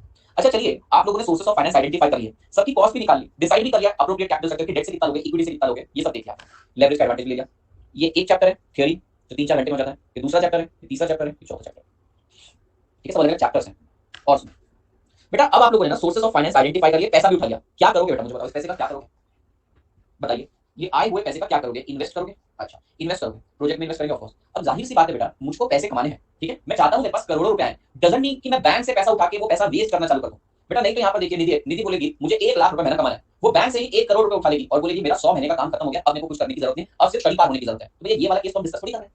बैंक से पैसा आया है, ऑफ कोर्स हमें पैसा कमाना है, बट अभी जो पैसा आया है this is nothing but our liability, we need to use this fund, repay this fund back, और इससे ही हमें पैसा कमाना है। Are you getting my point? अच्छा, तो भैया पहला हमारे पास जो पैसा आ गया that was covered in financing part. आपने सोर्सेस ऑफ फाइनेंस आइडेंटिफाई कर, उनकी कॉस्ट निकाल, एक प्रॉपर स्ट्रक्चर बनाया, थोड़ा पैसा इक्विटी से, थोड़ा डिबेंचर से, इस तरीके से हमने एक एप्रोप्रिएट कैपिटल स्ट्रक्चर बनाया, लेवरेज अलग से बात में बताऊंगा। पैसा आ गया, अब इस पैसे को प्रॉपर्ली और प्रॉफिटेबली इन्वेस्ट करना है। सर क्या मतलब है इसका बताइए, यस वर्किंग कैपिटल लगेगा, ठीक है। अब प्रॉपर्ली और प्रॉफिटेबली का मतलब क्या है, ध्यान से देखना। 1 करोड़ रुपए आ चुके हैं हमारे पास, 2 लोग हैं बेटा, 2 सबसे ज्यादा सज्जन लोग हैं। कौन है 2 सबसे ज्यादा सज्जन हमारी क्लास में, कोई बता सकता है? रोहन तो नहीं है, आदर्श भी नहीं है, निकिता भी नहीं है, सही है भाई। संस्कार कहां गया? संस्कार यही है, लेकिन संस्कार देखो कितना ऑनेस्ट बंदा है, उसने खुद ही एक्सेप्ट कर लिया कि मैं जब शरीफ हुई नहीं तो मेरा नाम मैं क्यों नॉमिनेट करूं। ठीक है, चलिए स्नेहा का नाम ले लेते हैं। तो भैया स्नेहा पहली लड़की है जिसके पास 1 करोड़ रुपया है। अब स्नेहा ने क्या बोला, ये जो 1 करोड़ रुपया है मुझे इस पे 10% इंटरेस्ट देना पड़ेगा। क्या बोलती है, मुझे इस पे 10% इंटरेस्ट देना पड़ेगा। बड़ी समझदार लड़की है, बोलती है 1 करोड़ रुपया है, 10% मुझको बैंक को इंटरेस्ट देना पड़ेगा। अब बैंक फुकट में तो पैसा देगा नहीं तुम लोगों को, भैया यहाँ पर लोग दुआएं तुम्हें फ्री में नहीं देते हैं, तो भैया बैंक तुमको पैसा क्यों देगा फ्री में यूज करने के? तो बैंक ने 10% तुम्हें इंटरेस्ट चार्ज करना चालू कर दिया। अब स्नेहा ने क्या किया, स्नेहा गई बेटा एलए, नहीं लास वेगस गई, वेगस चली गई बेटा, सीधा वेगस चली गई। वहां पे उसने सीधा 1 करोड़ रुपए लिए और सट्टा लगाना चालू कर दिया। सटोरी निकली बेटा, ये तो इतनी शरीफ है कि बोले मैं मेरे वतन को गंदा नहीं करूंगी, मैं मेरे वतन पे गलत काम नहीं करूंगी, बाहर जाके करूंगी, घर गंदा नहीं करेगा, काम खराब रहा तो भी चलेगा। तो भैया इसने जुआ, सट्टा, गैम्बलिंग, बेटिंग, ये सारी चीजें चालू कर दी बेटा। तो मुझे बताओ क्या फाइनेंशियल मैनेजमेंट के लिहाज से ये चीज सही है? नहीं। आपको जो पैसा इन्वेस्ट करना है वो प्रॉपर्ली इन्वेस्ट करना है। ऐसा नहीं है भैया जुआ, सट्टा, गांजा, चरस इसका बिजनेस चालू कर दिया तुम लोगों ने, it should be in a proper mode, illegal activities में नहीं। नहीं तो पता चला फिरौती विरोधी का काम चालू कर दिया, 1 करोड़ रुपए से 25 ओमनी खरीद ली इसने, कर सकते हैं ना, रिटर्न लगाएंगे, इन्वेस्टमेंट मिलेगा, तो ये सारा काम नहीं चलेगा बेटा। तो भैया धंधे में पैसा आप लोगों को ऑफ कोर्स इन्वेस्ट करना है, पर प्रॉपर्ली करना है, ठीक है। अब दूसरा कोई तो भी एकदम बिगड़ा हुआ इंसान लेते हैं, कौन है भैया एकदम बिगड़ा हुआ इंसान? अमन। चलिए अमन के पास 1 करोड़ रुपए, ठीक है। अमन ने क्या बोला कि भैया 10% रेट ऑफ इंटरेस्ट से मुझको पैसा लौटाना है। अब अमन ने देखा कि स्नेहा तू तो बहुत गलत काम करती है, मैं तेरी तरह दुष्ट आदमी नहीं हूं, दुष्ट लड़का नहीं हूं। इसने क्या किया बेटा, एक बहुत ही अच्छा बिजनेस चालू किया। इसने अगरबत्ती बेचना चालू कर दिया, अगरबत्ती। और बेटा दिन दुगनी रात चौगनी अगरबत्तियां बेचना चालू कर दिया। हिंदुस्तान में आस्था की कमी तो है ही नहीं, हमारी क्लास में ही बस आस्था की कमी है, हमारी क्लास की आस्था मूवी देखने गई, लेकिन हिंदुस्तान में आस्था की कमी है क्या? बिल्कुल नहीं आस्था की कमी। तो बेटा अगरबत्तियां बहुत बिकने लगी, बहुत मस्त कमा रहा है पैसा, 1 करोड़ रुपए लगा के हर साल ये 8 लाख रुपए का नेट प्रॉफिट अर्न कर रहा है। बहुत बढ़िया, बहुत बढ़िया बेटा, 8 लाख रुपए रिटर्न अर्न कर रहा है, नेट प्रॉफिट वर्ड न्यूज करता। तो भैया मेरे को बताइए अमन जैसा बनना चाहिए हम लोगों ने? हमें अमन जैसा बनना चाहिए या नहीं? नहीं बनना चाहिए। नालायकों, अगर हमें इंटरेस्ट ही 10% यानी 10 लाख जा रहा है, भैया 8 लाख रुपए कमा के इसने क्या कर दिया, क्या उखाड़ लिया जीवन। तो भैया आप लोगों को ना ही स्नेहा की तरह बनना है, ना ही अमन की तरह बनना है। आपको धंधे में ऐसी जगह पैसा लगाना है जहां पर प्रॉपर्ली भी आप लोगों को रिटर्न आए और प्रॉफिटेबली भी आए। समझ में आया मेरी बात? यस। सो भैया जो हमारा सेकंड फंक्शन है इन्वेस्टमेंट फंक्शन, वो बात करता है पैसे को प्रॉपर्ली लगाना और प्रॉफिटेबली लगाना। प्रॉपर्ली का मतलब है बेटा इलीगल गलत सोर्सेस में ना लगाइए, और प्रॉफिटेबली का मतलब होता है आपका रिटर्न ऑन इन्वेस्टमेंट ज्यादा होना चाहिए, आपकी कॉस्ट कम होनी चाहिए। Did you get my point? Break even point के आगे, यस। हमारे केस में ब्रेक इवन पॉइंट को रिक्वायर्ड रेट ऑफ रिटर्न बोला जाता है, आरआरआर बोला जाता है, RRR, required rate of return. मस्त मूवी है, अच्छी मूवी है आरआरआर, ठीक है। हमें भी ये देखना, required rate of return, break even को, राइज रोल रिवॉल्ट। अच्छा, तो ये समझ में आया, पैसे को इन्वेस्ट करना, वेस्ट नहीं करना, इन्वेस्ट करना। इसमें हम 2 चैप्टर पढ़ेंगे। सबसे पहला चैप्टर है इन्वेस्टमेंट, इन्वेस्टमेंट डिसीजन, जिसको प्यार से, वैसे तो इस चैप्टर से प्यार ज्यादा लोग करते नहीं, पर फिर भी प्यार से कैपिटल बजटिंग बोला जाता है। और बेटा इसी का एडवांस वर्जन आता है RACB, risk analysis and capital budgeting, इसमें प्रोबेबिलिटी वगैरह आती है। तो ये 2 चैप्टर आपके और हो गए, वहां पे 4 और ये 2 6, वहां पे 5 हो गए, वहां पे 5 हो गए। Cost of capital, capital structure, leverage, 4 ही हो गए, और ये 2 6। समझ में आया? ठीक है भैया, चलो मैंने 1 करोड़ रुपए लेकर आया, 1 करोड़ रुपए के ऊपर मैं 10% कॉस्ट बेयर करता हूं और इस पैसे को इन्वेस्ट करने पर मैं 12% कमाता हूं। अब बताइए क्या ये बात सही है? क्या ये बात सही नहीं है? हमेशा बोलते क्या ये गलत नहीं है, तो आज मैं आपसे पूछ रहा हूं क्या ये सही नहीं है? सही है ना? 1 करोड़ रुपए लेकर आया, 10% के हिसाब से मेरी कॉस्ट है, वो मैं पे ऑफ करते जा रहा हूं, 12% से मैं कमा रहा हूं, क्या ये सही है? बिल्कुल सही है। अब भैया सवाल ये आता है कि अब मैं जनरेट करता हूं सरप्लस, और आप सभी जानते हैं जो सरप्लस है वो बिलोंग करता है इक्विटी शेयर होल्डर को। अरे उन्हीं की कंपनी ना आखिरकार, सारी कॉस्ट वगैरह बेयर करने के बाद अब जो सरप्लस बच रहा है ये किसको जाना चाहिए? ये जाना चाहिए इक्विटी शेयर होल्डर को। तो सवाल ये आ रहा है कि क्या इक्विटी शेयर होल्डर्स को जितना सरप्लस बचता है सारा का सारा उठा के दे देना चाहिए, या थोड़ा देना चाहिए, या देना ही नहीं चाहिए? क्या लगता है आप लोगों को? बेटा the answer is it totally depends.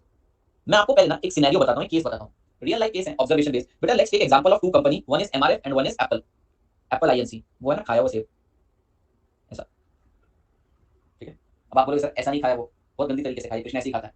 आपके फोन वाली ना, मैंने मेरा फोन बेच भी दिया एट अ प्रॉफिट, लिया था मैंने 22 तारीख को और मंथ की स्टार्टिंग में ही बेच दिया, अरे नहीं जमा। अब या तो पिक्सल या तो वन प्लस, कृष्णा के सामने वाले 2 दांत नहीं इसलिए उसने ऐसा हो सकता है, पिक्सल देखने को नहीं मिल रहा, पिक्सल देखा नहीं मैंने अब तक, अच्छा नहीं लगा मेरे को, फिर रेपुटेशन, रेपुटेशन के लिए तो पिक्सल ले रहा हूँ, पिक्सल वन प्लस से काफी अच्छा है भैया, दुनिया को दिखाने के लिए तो पिक्सल ले रहा हूँ, दुनिया को दिखाने के लिए ही मैंने आईफोन लिया था, और उसमें मेन एप्लीकेशन तो चल ही नहीं रही थी। So again back to this phone, क्या किस्मत है। आईफोन अच्छा क्यों नहीं लगा, क्योंकि उसमें अच्छा लगने लायक कुछ भी नहीं है। ठीक है, आपको मैं दो एग्जांपल देता हूँ, एक है बेटा एमआरएफ का और दूसरा है एप्पल का। एमआरएफ फुल फॉर्म पता है इसका? मैं तेरे को बताता हूँ क्या दिक्कत है थोड़ी देर बाद। जीबा, यस, मद्रास रबर फैक्ट्री। बेटा ये एमआरएफ कंपनी ना बड़ी स्टेबल कंपनी है, हर साल अच्छा प्रॉफिट बुक करती है, और इसके पास ज्यादा ग्रोथ का भी पोटेंशियल नहीं है। जितने टायर घिसेंगे उतने टायर बिकेंगे, नॉर्मल सी चीज है, एक्सपोनेंशियल ग्रोथ नहीं होने वाली इसके अंदर। ऐसा नहीं भैया कि लोग एक ही दिन में JK tyre, CEAT tyre, Birla tyre सब बंद कर दे सकते हैं और सभी एमआरएफ के पास चले जाएं, ऐसा नहीं। इसका बिजनेस स्टेडीली ग्रो करता है, धीरे धीरे हर साल ग्रो करता है। मतलब इस कंपनी को अपना पैटर्न पता है कि मुझे कितनी कैश की रिक्वायरमेंट है, तो ये कंपनी क्या करती है, हर साल स्टेबल डिविडेंड दे देती है। लेट्स से 200 रुपए, 300 रुपए, 400 रुपए का डिविडेंड देती है। रीजन, इसको पैसा अपने पास होल्ड करके रखने में कोई भी समझदारी नजर नहीं आती। Let's try to understand the situation. बेटा इस कंपनी के अंदर जितना भी सरप्लस जनरेट होता है, कंपनी बोलती है कि भैया मैं डिस्ट्रीब्यूट कर देती हूं, क्योंकि मुझे पैसे की ऐसा रिक्वायरमेंट नहीं है। और यहां पर ये जब जब डिविडेंड पे करती है ना बेटा, तब तक इसके शेयर प्राइसेस बढ़ते जाते हैं शेयर प्राइस। क्यों? क्योंकि ये शेयर होल्डर्स की एक्सपेक्टेशन मीट करे, शेयर होल्डर्स भी पैसा चाहते हैं, डिविडेंड चाहते हैं, तो ये कंपनी क्या करती है, हर साल उनको डिविडेंड पे करती है, हर साल थोड़ा थोड़ा ज्यादा डिविडेंड पे करती है। And because of this everyone is happy, investors are having faith in this company and share prices are rising steadily. But on the other hand if you look at the company Apple INC, बेटा ये company dividend नहीं दे रही है। अब देखो इस company की ना शुरू से आदत खराब है, ये कुछ ना कुछ गायब ही कर देती है, डिविडेंड नहीं दे रही, कभी चार्जर नहीं देती, कभी ब्लूटूथ नहीं देती, ठीक है, कभी ऑडियो जैक नहीं देती तुम लोगों को, ठीक है। तो इस कंपनी की तो आदत ही पड़ चुकी है। लेकिन इसकी सबसे पहली पुरानी आदत क्या थी, डिविडेंड नहीं देती। और हौले लोग बोलते तो ओ माय गॉड डिविडेंड नहीं दे रही कंपनी, वाओ ऐसी तो कंपनी चाहिए हमको। बेटा ये डिविडेंड दे नहीं रही है और इसके शेयर प्राइसेस बढ़ रहे हैं। एक दिन कंपनी ने बोला आज तुम्हारा भाई डिविडेंड देगा, तो एप्पल आईएनसी ने एक बार डिविडेंड देना चालू किया, और बेटा इसके शेयर प्राइस गिरना चालू है। ये बोलता है कैसी आदत लगा दी मैंने लोगों को, इनको चीजें नहीं देता हूं तो ये शेयर प्राइस बढ़ा देते हैं। आखिरकार ऐसा हुआ क्या बेटा इस कंपनी में, जरा ध्यान दीजिएगा। जब बेटा ये कंपनी डिविडेंड नहीं पे करती थी, लोगों को लगता था कि इसने जो भी सरप्लस प्रॉफिट कमाया ये इसे री इन्वेस्ट करेगा, ठीक है, ये इसे री इन्वेस्ट करके और पैसा बढ़ाएगा। तुमने वो मूवी देखी होगी फिर हेरा फेरी, जिसके अंदर अक्षय कुमार बोलता है अरे मैं सोच रहा हूं तुम दोनों के नाम पे 5-5 करोड़ रुपए रख के चल जाओ, तो बाबूराव क्या बोलता है, लाल बाबा मेरा 5 करोड़ रुपए लेगा। फिर वो बोलता है ऐसे नहीं, पहले उसके लिए तुम्हें इन्वेस्ट करना पड़ेगा, 21 दिन में पैसा डबल। फिर बाबूराव बोलता है 4 गुना, 8 गुना, 16 गुना, 32 गुना। बाबा करता है, देखा तुमने वो एक्टिंग देखी, उसके 21 दिन में पैसा डबल करेगी बस। तो सबको एप्पल से यही उम्मीद थी कि भैया तू हमको पैसा मत लौटा, इस पैसे को तू री इन्वेस्ट कर और हमारे शेयर की वैल्यू बढ़ाता जा। अब कुछ लोग बोलेंगे अगर सभी डिविडेंड देगा ही नहीं तो फिर मेरे को कुछ मिलेगा ही नहीं, शेयर प्राइस बढ़ेगा तो मैं उसका अचार डालूंगा, मेरे पास घर करने को पैसा नहीं है। तो बेटा ऐसा नहीं है, आप थोड़ा बहुत शेयर बेच सकते हो। पिछले साल जो आपका शेयर 1200 का था, इस साल अगर 1700 का हो गया तो इनडायरेक्टली एप्रिसिएशन होगा, शेयर को बेच सकते हो। फिर सर ऐसा क्या हो गया कि इसने डिविडेंड दे दिया तो लोगों के सेंटिमेंट्स बिगड़ गए। जब इसने डिविडेंड दिया तो लोगों को लगा कि अब एप्पल के पास इन्वेस्टमेंट करने के लिए कोई अपॉर्चुनिटी नहीं बची, इस कंपनी के अंदर स्टैग्नेशन आ गया है, ये कंपनी अब ग्रो नहीं करने वाली। तो लोगों को लगा अभी कंपनी ग्रो नहीं करने वाली, हमने पीक देख लिया इसका, अब यहां से एग्जिट करना चालू करते हैं, एक्सेसिव सेलिंग चालू है। तो बेटा ये कंपनी ने डिविडेंड दिया तो इसके शेयर प्राइस गिरे, और ये कंपनी ने डिविडेंड दिया तो इसके शेयर प्राइस बढ़े। तो आपको केस टू केस सिनेरियो देखना पड़ेगा, और वही चैप्टर है हमारे डिविडेंड डिसीजन जो सिखाएगा, बताएगा कि बोर्ड ऑफ डायरेक्टर ने कितना डिविडेंड देना चाहिए ताकि उनका शेयर प्राइस हमेशा बढ़ता रहे। हाय प्रिया, हाय जैनब, जैनब भी आई थी ना, जैनब जीबा, पहले मुझे लगता था जैनब और जीबा एक ही हैं, पर दोनों अलग अलग। जीबा कहां गई? अभी एप्पल का 2500 जीबा, अभी डेली आया करो, जरा तू भी डेली आया कर। अब दिक्कत बताइए, दिक्कत ये है कि एप्पल के अंदर सबसे बड़ी तकलीफ ये है कि जब आपको कॉल आता है तो ट्रू कॉलर आपको पहले नोटिफाई नहीं करता है। इतनी सी बात बेटा। एंड ये तो सबसे पहली दिक्कत थी, अब तो लिस्ट गिना दूंगा, बट काफी बच्चे समझ गए हैं जो कॉस्टिंग की क्लास अटेंड करते हैं, उनको पता है मेरे को कितने बड़ा चंदन लग चुका है। आई दिन डोनेशन वालों के कॉल आते हैं, अभी तुमको दिखाता हूं, ये जस्ट ओपन करता हूं, ये अपना एंड्रॉइड सीधा बता देता है कि भैया निशा डोनेशन मांग रही तुमसे, 216 लोगों ने इसको स्पैम डिक्लेयर किया, ये पहले ही बता देता है, तुम उठाता ही नहीं हो। अगर इसका मैंने फोन गलती से उठा लिया होता तो 3-4 हजार रुपए छिल दिया होते इसने। इसके खौफ में मैंने कितने इंपॉर्टेंट कॉल नहीं उठाए, ठीक है, पहली चीज। दूसरी चीज, मेरी जो खुद की एप्लीकेशन है एड्यू प्राइम और आदित्य शर्मा क्लासेस, वो इस पे चलती नहीं है। नहीं, जेन्युइन लोग हैं ना बेटा, जेन्युइन 80G का सर्टिफिकेट देते हैं, जेन्युइन है, जेन्युइन बच्चों के केसेस रहते हैं, तो डोनेट करता ही हूं मैं। बात वही है, डोनेशन देने से खुद को रोक नहीं पाता, ये भी एक टेंशन है। हाँ 6000 तो मेरे ऐसे ही चल गए थे, और भी बहुत सारी दिक्कत थी इसके अंदर। चलिए समझ में आया क्या आप लोगों को? तो ये छोटा सा चैप्टर पढ़ेंगे डिविडेंड डिसीजन, और डिविडेंड डिसीजन का जो चैप्टर है बेटा कुल मिला के 3 दिन में कंप्लीट हो जाएगा। आइए उससे आगे बढ़ते हैं। बट उसके बाद भी प्रॉफिट में सेल किया फोन, बिल्कुल पता नहीं कहां से मिल जाते हैं लोगों को। तो देखिए हम लोगों ने क्या क्या सीखा बेटा। फाइनेंशियल मैनेजमेंट में हम पढ़ेंगे फाइनेंसिंग फंक्शन, पैसा कहां से लाना, उसकी कॉस्ट और एक अप्रोप्रिएट कैपिटल स्ट्रक्चर बनाना, फिर इस पैसे को प्रॉपर्ली प्रॉफिटेबली इन्वेस्ट करना। इन्वेस्टमेंट के दो चैप्टर हैं आप लोगों को, एक बेसिक और एक एडवांस लेवल का। मैं आप लोगों को बता दूं आयरनी ऐसी है कि बेसिक वाला थोड़ा टफ है और एडवांस वाला इजी है, और लास्ट है डिविडेंड फंक्शन। इसके अलावा अब ये नया ग्रुप बन गया, इसमें ऐड हो जाओ। बाकी सारे ग्रुप्स में एग्जिट होने के लिए बोल दूंगा बच्चों को, वहां पे मैसेज डाल दूंगा, उनको बोलूंगा इसी के अंदर ऐड हो जाओ, पुराने ग्रुप में मैसेज नहीं करूंगा। चलिए नेक्स्ट हम बात करते हैं बेटा रेशोस की।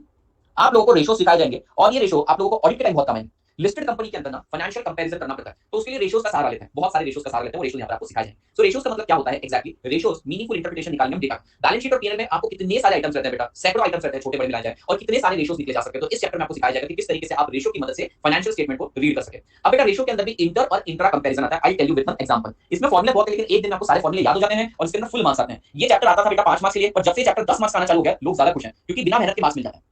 एनीवेज चलिए बेटा हम रेशोस को एक बार समझने की कोशिश करते हैं। रेशोस में बेसिकली कंपैरिजन होता है, कंपैरिजन होता है और इंटरप्रिटेशन होता है, समझने की कोशिश करते हैं। लेट्स से बेटा हमारी क्लास में एक सज्जन होनार बच्ची है जिसका नाम है प्रिया।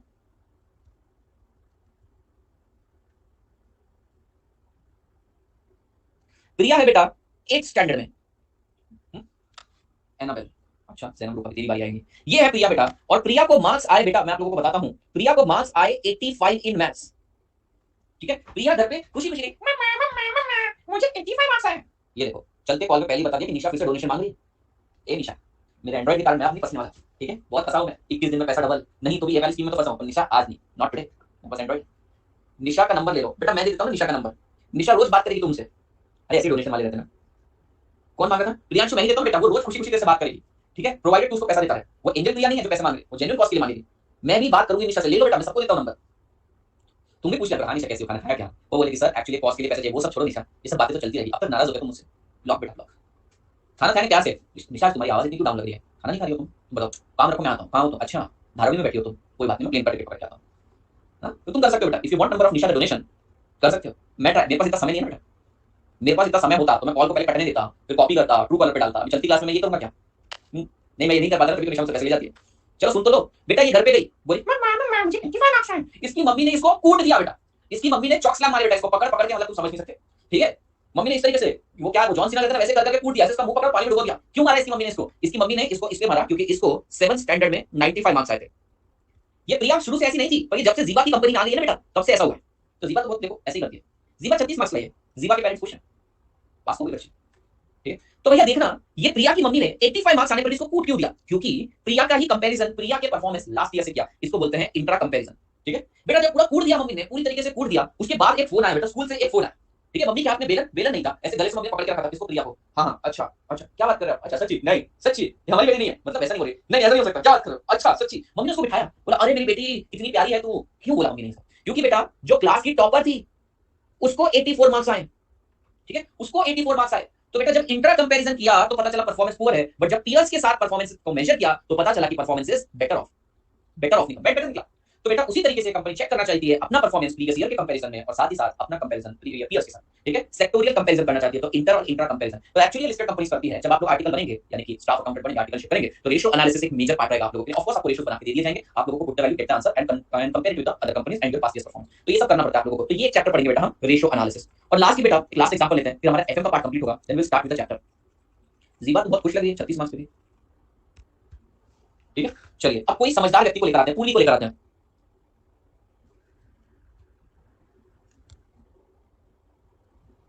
ठीक है। पूर्वी बहुत समझदार है बेटा, बहुत ज्यादा। अमन बोला रोज सुनने वाले नहीं, मतलब समझदार लड़की है। पूर्वी गई बैंक के पास, बैंक बोलता है 12% से इंटरेस्ट लगाऊंगा तुमको, पूर्वी बोलती है नहीं 12 नहीं, तुम मुझे 9% पे लगाओ, बैंक वाला बोलता है डन 9% पे लगा दूंगा। मार्केट को बैंक 12% पर दे रहा है, पूर्वी को 9% पर दे रहा है। समझदार है पूर्वी को? अरे एक बार देख लो ना, पूर्वी तो समझदार थी, अप्रिशिएट करो बेटा। तुम लोग क्यों लग रहा है? हाँ बोले पूर्वी 9% से लेकर आ गई बेटा, पूरे 1 करोड़ रुपए लेकर आ गई। पूर्वी ने क्या किया, इस 1 करोड़ में से 40 लाख रुपया का लैंड परचेस किया। कितने का बेटा? 40 लाख रुपया। सर अब बहुत अच्छे मार्क्स होंगे बिकॉज मैं अब ओनली स्टडी कर रही हूँ, पहले ट्रेनिंग पर जाती थी। अच्छा, पूरा 40 लाख रुपए का लैंड ले लिया, और फिर बेटा उसके ऊपर इसने 60 लाख रुपए की हाईटेक मशीनरी लगा दी। देखो कितनी हाईटेक है, हाईटेक मशीनरी लगा दी बेटा, भयंकर हाईटेक मशीन। तुम इधर से रॉ मटेरियल डालो, इधर से फिनिश गुड्स निकलता है, एकदम हाईटेक जेन्युइन मशीनरी ले आई, बहुत बढ़िया। अब भैया इसने क्या किया, 1 करोड़ रुपए हो गया इसके खर्चा, 40 लाख रुपए का लैंड ले लिया, 60 लाख रुपए की मशीनरी ले ली। आज इसने वास्तु शांति रखी है बेटा, कलश सजा रखा, दिख रहा है तुम लोगों को, कलश सजा के रखा हुआ है, उसके ऊपर नारियल बीज लगा के रखा हुआ है, और ये देखिए फूल भी लगा के रखे हुए हैं। भैया यहाँ पे हवन कुंड भी है, बिल्कुल बोली आज तो मजा ही आएगा, फैक्ट्री का इनॉग्रेशन करूंगी, पैसा ही पैसा होगा, ठीक है। देख रहे हो तुम लोग वगैरह सब आ गए, ठीक है, सब लोग आ गए बेटा वहां पे। इन लोगों ने सत्यनारायण की कथा करी, सब लोगों ने प्रसाद खाया, बोले पूरी यार तू तो बहुत कमाल की निकली, 1 करोड़ का लोन 12% पर जनता को मिल रहा है, 9% के लिए, और क्या फैक्ट्री लगाई आपने, 40 लाख का लैंड, 60 लाख रुपए की मशीनरी लगा दी। एक बार जरा फाइनल प्रोडक्ट तैयार करके दिखाना, मजा ही मजा आएगा आपको, देखिए कैसा तेरा फाइनल प्रोडक्ट। पूरी बोलती वो तो पॉसिबल नहीं है। हमने बोला क्यों?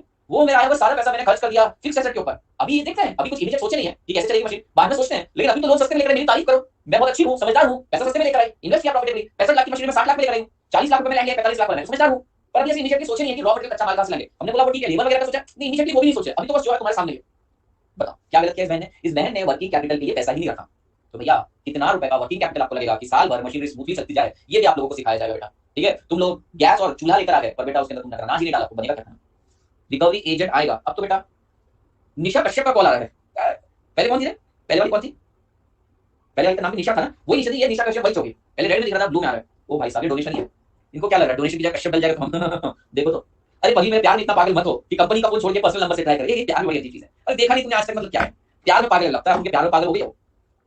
सर मुझे आज तक लगता था हमारी बैच वाले आपको ज्यादा परेशान करते हैं, बट हमारे सीनियर्स को ज्यादा परेशान करते होंगे, आपको लगता है करते तो सभी। एक बार बात कर दो, देखो बेटा एक बार मैंने बात करना चालू कर दिया, फिर मैं कंट्रोल नहीं कर पाऊंगा, फिर मैं उससे पूछूंगा क्या हाल चाल है, कैसी है निशा, इतने दिन हो गए मुझसे बात नहीं करी, नाराज हो गया, तो रहने ही देते हैं, तो रहने दो फिर। ठीक है, तो बेटा आपको अप्रोप्रिएट अमाउंट वर्किंग कैपिटल यानी कच्चा माल में भी लगाना पड़ता है, और ये हमारा पूरा सिलेबस है बेटा। यहाँ पर आप लोगों को मैं एक बार सिलेबस बता देता हूँ, सिलेबस में क्या क्या है। ये सब मैंने आपको फोटोज नहीं दिखाई पर बता दिया सब।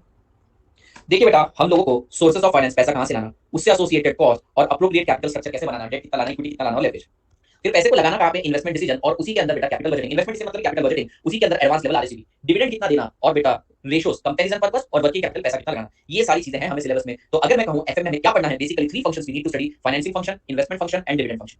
फाइनेंसिंग फंक्शन में 4 चीजें रहेगी, इन्वेस्टमेंट फंक्शन में 2 चीजें रहेगी, डिविडेंड में 1, और ये है बेटा basically ratios. New syllabus officially announce हो गया, न्यू सिलेबस ऑफिशियली अनाउंस नहीं हुआ और होगा तो आपके लिए नहीं है, वो आएगा बेटा नवंबर 23 से। भाभी होगी पक्का, भाभी डोनेशन थोड़ी मांगेगी मुझसे, क्या मतलब। This is your syllabus. Financial management में इतना ही है। आज मैम की टिक दिखा दूं, वो क्रेडिट कार्ड मांगी, बेटा मेरे क्रेडिट कार्ड की लिमिट 32,500 है, मैक्सिमम लिमिट 32,500 है। जब तक उसको चुकाए नहीं तब तक एडिशनल शॉपिंग नहीं कर सकते। 32,500 मैं वो समझदार खेलो दिमाग से। May 23 के लिए भी यही सिलेबस है। यस, ये मेरी आर्टिकलशिप के टाइम लिमिट सेट करी थी, जब मैं 25,000 का स्टाइपेंड, तब मेरे को 32,500 लिमिट सेट करके दी थी। अब 9 साल हो चुके हैं, लिमिट एनहांस करी नहीं उन्होंने, 2013 से 2022 तक। अभी एक नया कार्ड के लिए आया था, ठीक है, आज उन्होंने बोला प्रीवी कस्टमर हो हमारे, एलीट कस्टमर हो हमारे, आपको 10 लाख रुपए का प्री अप्रूव क्रेडिट कार्ड मिलेगा। मैंने बोला नहीं, क्रेडिट कार्ड के एक्सपेंसेस क्लेम करके नहीं आते, 30% नुकसान है अगर मैं क्रेडिट कार्ड से कुछ परचेज करता हूं, प्लस जीएसटी का जुगाड़ नहीं कर पाता। एमएक्स नहीं, कोटक है, कोटक। आज ही उन्होंने मेरे को लुभाने के लिए, थोड़ा सा अट्रैक्ट करने के लिए भेजा, आज बोले साहब इसमें चेकबुक रखना अपनी, आदित्य माय क्या प्रीवी कोटक, बड़ा छपरी सा नहीं, अच्छा है सिर्फ लेदर का भेजा है। अरे वो चेक बुक रखने के लिए, चेक बुक रखने के लिए, पासबुक चेक। अभी किसी को गिफ्ट भी नहीं कर सकता ना, आदित्य लिख दिया इसमें, किसी का नजदीक वाला तो बर्थडे तो दे दिया। आप तो पिघल गए, कुछ नहीं पिघला। मेरी मम्मी को ऐसे गिफ्ट दिखते हैं ना, मेरी मम्मी बोलती है पैसे क्यों नहीं भेजते, मैं बोला बैंक वाले पैसे थोड़ी भेजेंगे, गिफ्ट ही भेजेंगे, कोई फायदा नहीं। चलो यहाँ तक की सारी बात समझ में। Yes, now economics for finance. Economics for finance का डिटेल आप लोगों को इंट्रोडक्शन नहीं दे रहा हूँ, वो जब हम स्टार्ट करेंगे ईएफएफ तब बताऊंगा। मैं आप लोगों को बता दूं, ईएफएफ में, ईएफएफ के जो नोट्स हैं उसमें मैं मेजर चेंज कर रहा हूँ, major change. There is a reason behind that. 2018, 2019, 2020, 2021 और 2022 का एयर। तो इस तरीके से पास पेपर, आर्टिकल और एमटीपी मिला के हमारे पास इतना सफिशिएंट डेटा, मेरे पास इतना सफिशिएंट डेटा हो चुका है कि अब मैं मीनिंगफुली आपको बता सकता हूं कि कौन सा पार्ट एग्जाम में आएगा, कौन सा नहीं आएगा। इतने टाइम तक मैं 100% सिलेबस आपको कवरेज दे रहा था, लेकिन अब हमको पता चल चुका है, एक रफ आइडिया आ चुका है विद 90 to 95% एक्यूरेसी कि आपको सिलेबस में से कहां से आने वाली चीज है। तो अब आप लोगों के नोट्स होंगे और छोटे, तो जिस बच्चे को बुक चली भी जाएगी ईएफएफ की, वैसे तो मैं भिजवाऊंगा ईएफएफ की बुक, लेकिन अगर आपको मिल भी गई है तो डोंट वरी, मैं अपने रिकॉर्ड में मेंटेन कर रहा हूं। आप लोगों को सप्लीमेंट्री बुक या फिर न्यू बुक इशू हो जाएगी, उसके लिए कोई चार्ज नहीं रहेगा। हमारा पेपर पूरा का पूरा सब्जेक्टिव रहेगा, इसके अंदर एक भी मार्क्स एमसीक्यू नहीं रहेगा। जो पुरानी वाली है बेटा उसमें सिलेबस ज्यादा है, मैं कम करवा रहा हूं आदर्श, और मैं सभी बच्चों को सप्लीमेंट्री बुकलेट इशू करवा दूंगा जो कि छोटी रहेगी। न्यू मिलने में भी एक सवा महीना आप लोगों को है, वो बुक पे काम चालू है, ठीक है, वो बुक पे टोटली काम चालू है, आपको उस बारे में सोचने की जरूरत नहीं है। That's the reason why I started with that. But बेटा इकोनॉमिक्स फॉर फाइनेंस में कौन-कौन से चैप्टर है, basically here we have 4 chapters. The first one is national income. National income measure हमको बताएगा कि आप एक कंपनी की इनकम मेजर कर सकते हैं, आपको पता है what are the expenses, what are the incomes you need to consider. But अगर यही डेटा को नेशनल लेवल पे आप लोगों को कंसोलिडेट करना पड़े तो how to do that. So here we will talk about national income, how to measure national income, methods of national income, various constraints and benefits of doing this. So national income is nothing but the report card of companies countries progress. तो नेशनल इनकम के through हम GDP, GNP, NDP, NNP ये सारी चीजें निकालेंगे, which is basically going to tell the performance of country. So national income is nothing but the report card of country's performance and we are going to study this. Now you will tell me sir, being a finance student, why we should study economics. So बेटा economics is the बाप of all subjects. सारे subjects का उगमन यही से, नहीं क्या बोलते, उगम बोलते, क्या बोलते, स्टार्ट, स्टार्ट क्या बोलते हैं हिंदी में, आगमन, ठीक है, उद्गम, हाँ उद्गम, उद्गम बोलते शायद, या आरंभ। इसका स्टार्ट इकोनॉमिक से ही हुआ है। तो बेसिकली अगर इकोनॉमी के अंदर डाउनफॉल आएगा, so no matter how good your business is और no matter how good your finances are, आपकी कंपनी सफर करेगी। So basically measuring the performance of economy is very much essential. So I tell you बेटा ये subject क्यों important है। ये subject इसलिए भी इंपॉर्टेंट है क्योंकि सिलेबस में है, and also you never know कि आप लोग आगे कहां जाने वाले हैं। Like I tell you one great opportunity which I got. मुझे एक अपॉर्चुनिटी आई है to train the officers of NABARD. मुझे नाबार्ड के ऑफिसर्स को ट्रेन करने का मौका मिला है, and they have asked me for the topic of international trade and export finance. Luckily international trade का पूरा चैप्टर है हमें, और वो पढ़ाने के लिए मैंने बहुत ज्यादा रिसर्च करी है। अब एक्सपोर्ट फाइनेंस बस मुझको देखना है। So I got the opportunity to train the officers to the rank equivalent of IAS. तो कभी भी कोई भी नॉलेज वेस्ट नहीं जाएगा। So national income is such thing. So let's say chartered accountant बन के आपको क्या लगता है कि आप लोग सिर्फ अकाउंटिंग करने वाले, answer is no. 90% chartered accountant in this class जो बनने वाले हैं, these guys are not going to do accounting, neither taxation nor audit. बेटा आप लोग कुछ अलग ही करने वाले हैं और आप लोगों का काम बड़े वर्सेटाइल रहेगा। So to understand the pulse of economy it is very much necessary to understand economics. So national income chapter दिया है। अब इंस्टीट्यूट ने ना एक चीज समझी कि देखो हम जैसे इंटरमीडिएट और फाइनल पे जाते हैं बच्चा कोर एक्सपर्टीज की तरफ ज्यादा ध्यान देता है, बट इकोनॉमिक्स इज एसेंशियल। तो इंस्टीट्यूट ने बीसी हटा दिया और ईएफएफ वाला पोर्शन आप डाल देंगे फाउंडेशन में। तो आप आज पढ़ लीजिए, अच्छी बात है, नहीं तो वैसे भी नए वाले बच्चे सब्जेक्ट को पढ़ेंगे। तो नेशनल इनकम। नेक्स्ट है बेटा फिस्कल पॉलिसी। मैं लिख देता हूं फिस्कल पॉलिसी।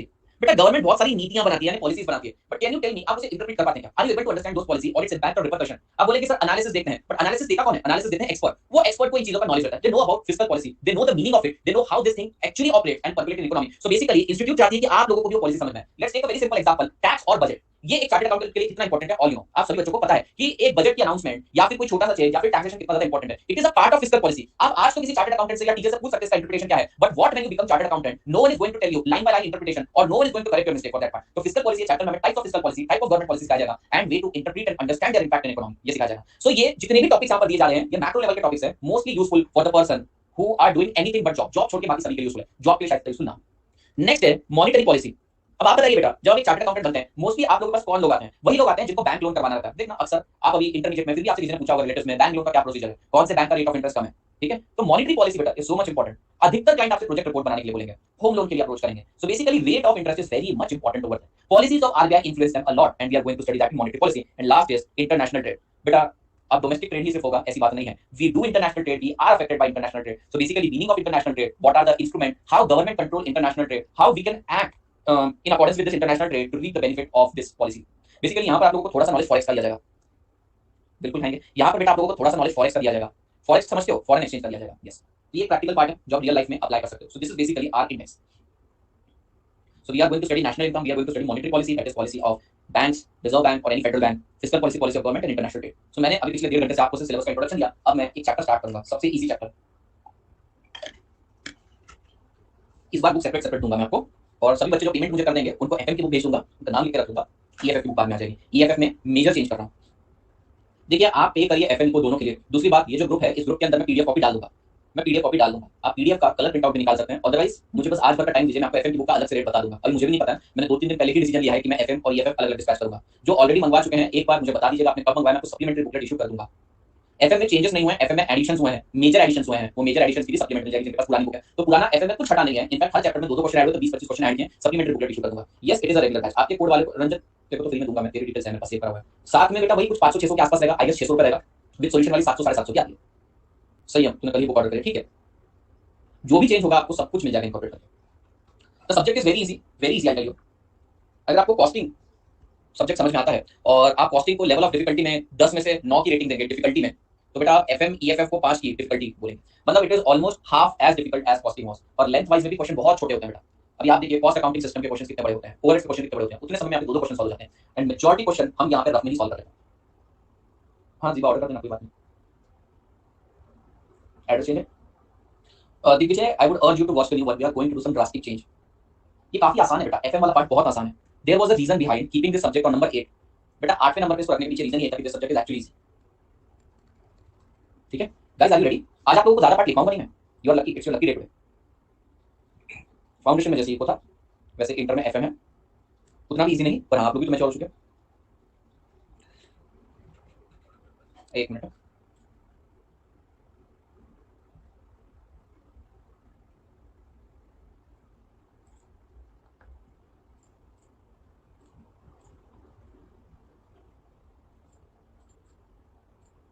एफएम इनको भी सेपरेट देखो। इकोनॉमिक्स के अंदर आपको मैक्सिमम 30 से 40 पेज लगेंगे। नहीं रुक जा बेटा, सब्जेक्ट तो स्टार्ट जाने दे, सब्जेक्ट स्टार्ट जाने फिर मैं दे दूंगा। I am going to keep it light for you, don't worry. ठीक है चलिए बेटा, ज्यादा टाइम लगेगा, 15-20 मिनट लगाऊंगा। हाँ कुछ नहीं लिखा, बोला ना I told you it's your lucky day today. Leverage का मीनिंग भी नहीं बताया। सिंस लास्ट 1 आवर 36 मिनट में आपको सब्जेक्ट का इंट्रोडक्शन दिया। I can see majority students मुझे ऑलरेडी जानते हैं, फिर भी उन लोगों को बताना जरूरी था चीजों के बारे में। सर कितने पेज की नोटबुक बनानी है बेटा? देखिए टोटल 400 पेजेस की नोटबुक बना लो, जिसमें आखिरी के 30-40 पेजेस सिर्फ ईएफएफ के लिए देंगे। और मान लो अगर आपका एफएम में ही पूरा कंप्लीट हो गया है तो भैया दूसरी नोटबुक बना लेना। तो पहले एफएम 400 पेज लग जाएंगे आप लोगों को। एक और चीज की यहाँ पर रिक्वायरमेंट है, बहुत नीट और क्लीन वर्क लिखना, एकदम क्लीन लिखा था। उसके पीछे एक रीजन है, जब आप क्लीन लिखते हो ना तो आपको लगता है कि सब्जेक्ट इजी है। अभी तो आपने टैक्स पढ़ लिया होगा काफी बच्चों ने, और साथ ही साथ काफी बच्चों ने अकाउंट्स भी किया है, कॉस्टिंग भी किया है। जब भी आप कोई चीज क्लीन देखते हो तो आपको लगता है वो चीज इजी है, और जहाँ पे स्क्रैच वगैरह ज्यादा किए रहते हैं, गंदी हैंडराइटिंग में रहता है ना, आप लोगों का माइंड ऑटोमेटिकली बोलता है इसमें कुछ गड़बड़ है, और फिर ब्रेन वर्क नहीं करता है। तो एक ही चीज है, क्लीन लिखो। और अलाइनमेंट लेफ्ट रखना। लेफ्ट अलाइनमेंट का मतलब क्या है बेटा? लेट्स से ये आपकी नोटबुक है, ये थंब रूल मान के चलो। लेफ्ट अलाइनमेंट आपको, ये मार्जिन है समझो, आपको यहां से लिखना है, ठीक है? यहां से मत कर देना, बीच में मत करना बेटा। अब देखो यहां पर क्या होता है, let's say this is your entire page. बेटा हमने फॉर्मूला लिखा, सिर्फ इतनी सा ही पेज भरा, 70% राइट साइड का पोर्शन बाकी है, पर कुछ मत लिखना वहां पे प्लीज, वो गंदा लगता है। नहीं तो कुछ बच्चे जगह बचाने के चक्कर में पहले ये भर लेते हैं, लाइन मार के यहां का यूज करना चालू करते हैं, वो मत करो, उससे कुछ नहीं मिलने वाला। रादर इतनी स्पेस तुम छोड़ दो, जब तुम रिवीजन करोगे एग्जाम टाइम पे तुम एक क्वेश्चन हाथ से थोड़ी लिखोगे, तब ये रफ वर्क के काम आएंगे। अभी कुछ नहीं लिखना है, लेफ्ट अलाइनमेंट रखना है, क्लीन रखना है, लाइन मारते हुए चलना है, लाइन मारते हुए चलना है। समझ लो बेटा रोशन, लाइन मारते मतलब जहां टेबल है वहां पे मार्जिन मारते मारते चलना है, लाइन मारते रहना, चीजें अपना सही हो जाएगी। ठीक है, हो सके तो जो पेन से तुम सबसे ज्यादा कंफर्टेबल हो वो वाले पेन से लिखो, क्योंकि ये सब्जेक्ट नहीं, मेरे लिए एक आर्ट है। मैं चाहता हूं कि बुक बहुत नीट और क्लीन रहे आपकी। लाइन सीधा मारना बेटा, बिल्कुल इधर उधर आड़ी टेढ़ी लाइन मत मारना, समझ में नहीं आता।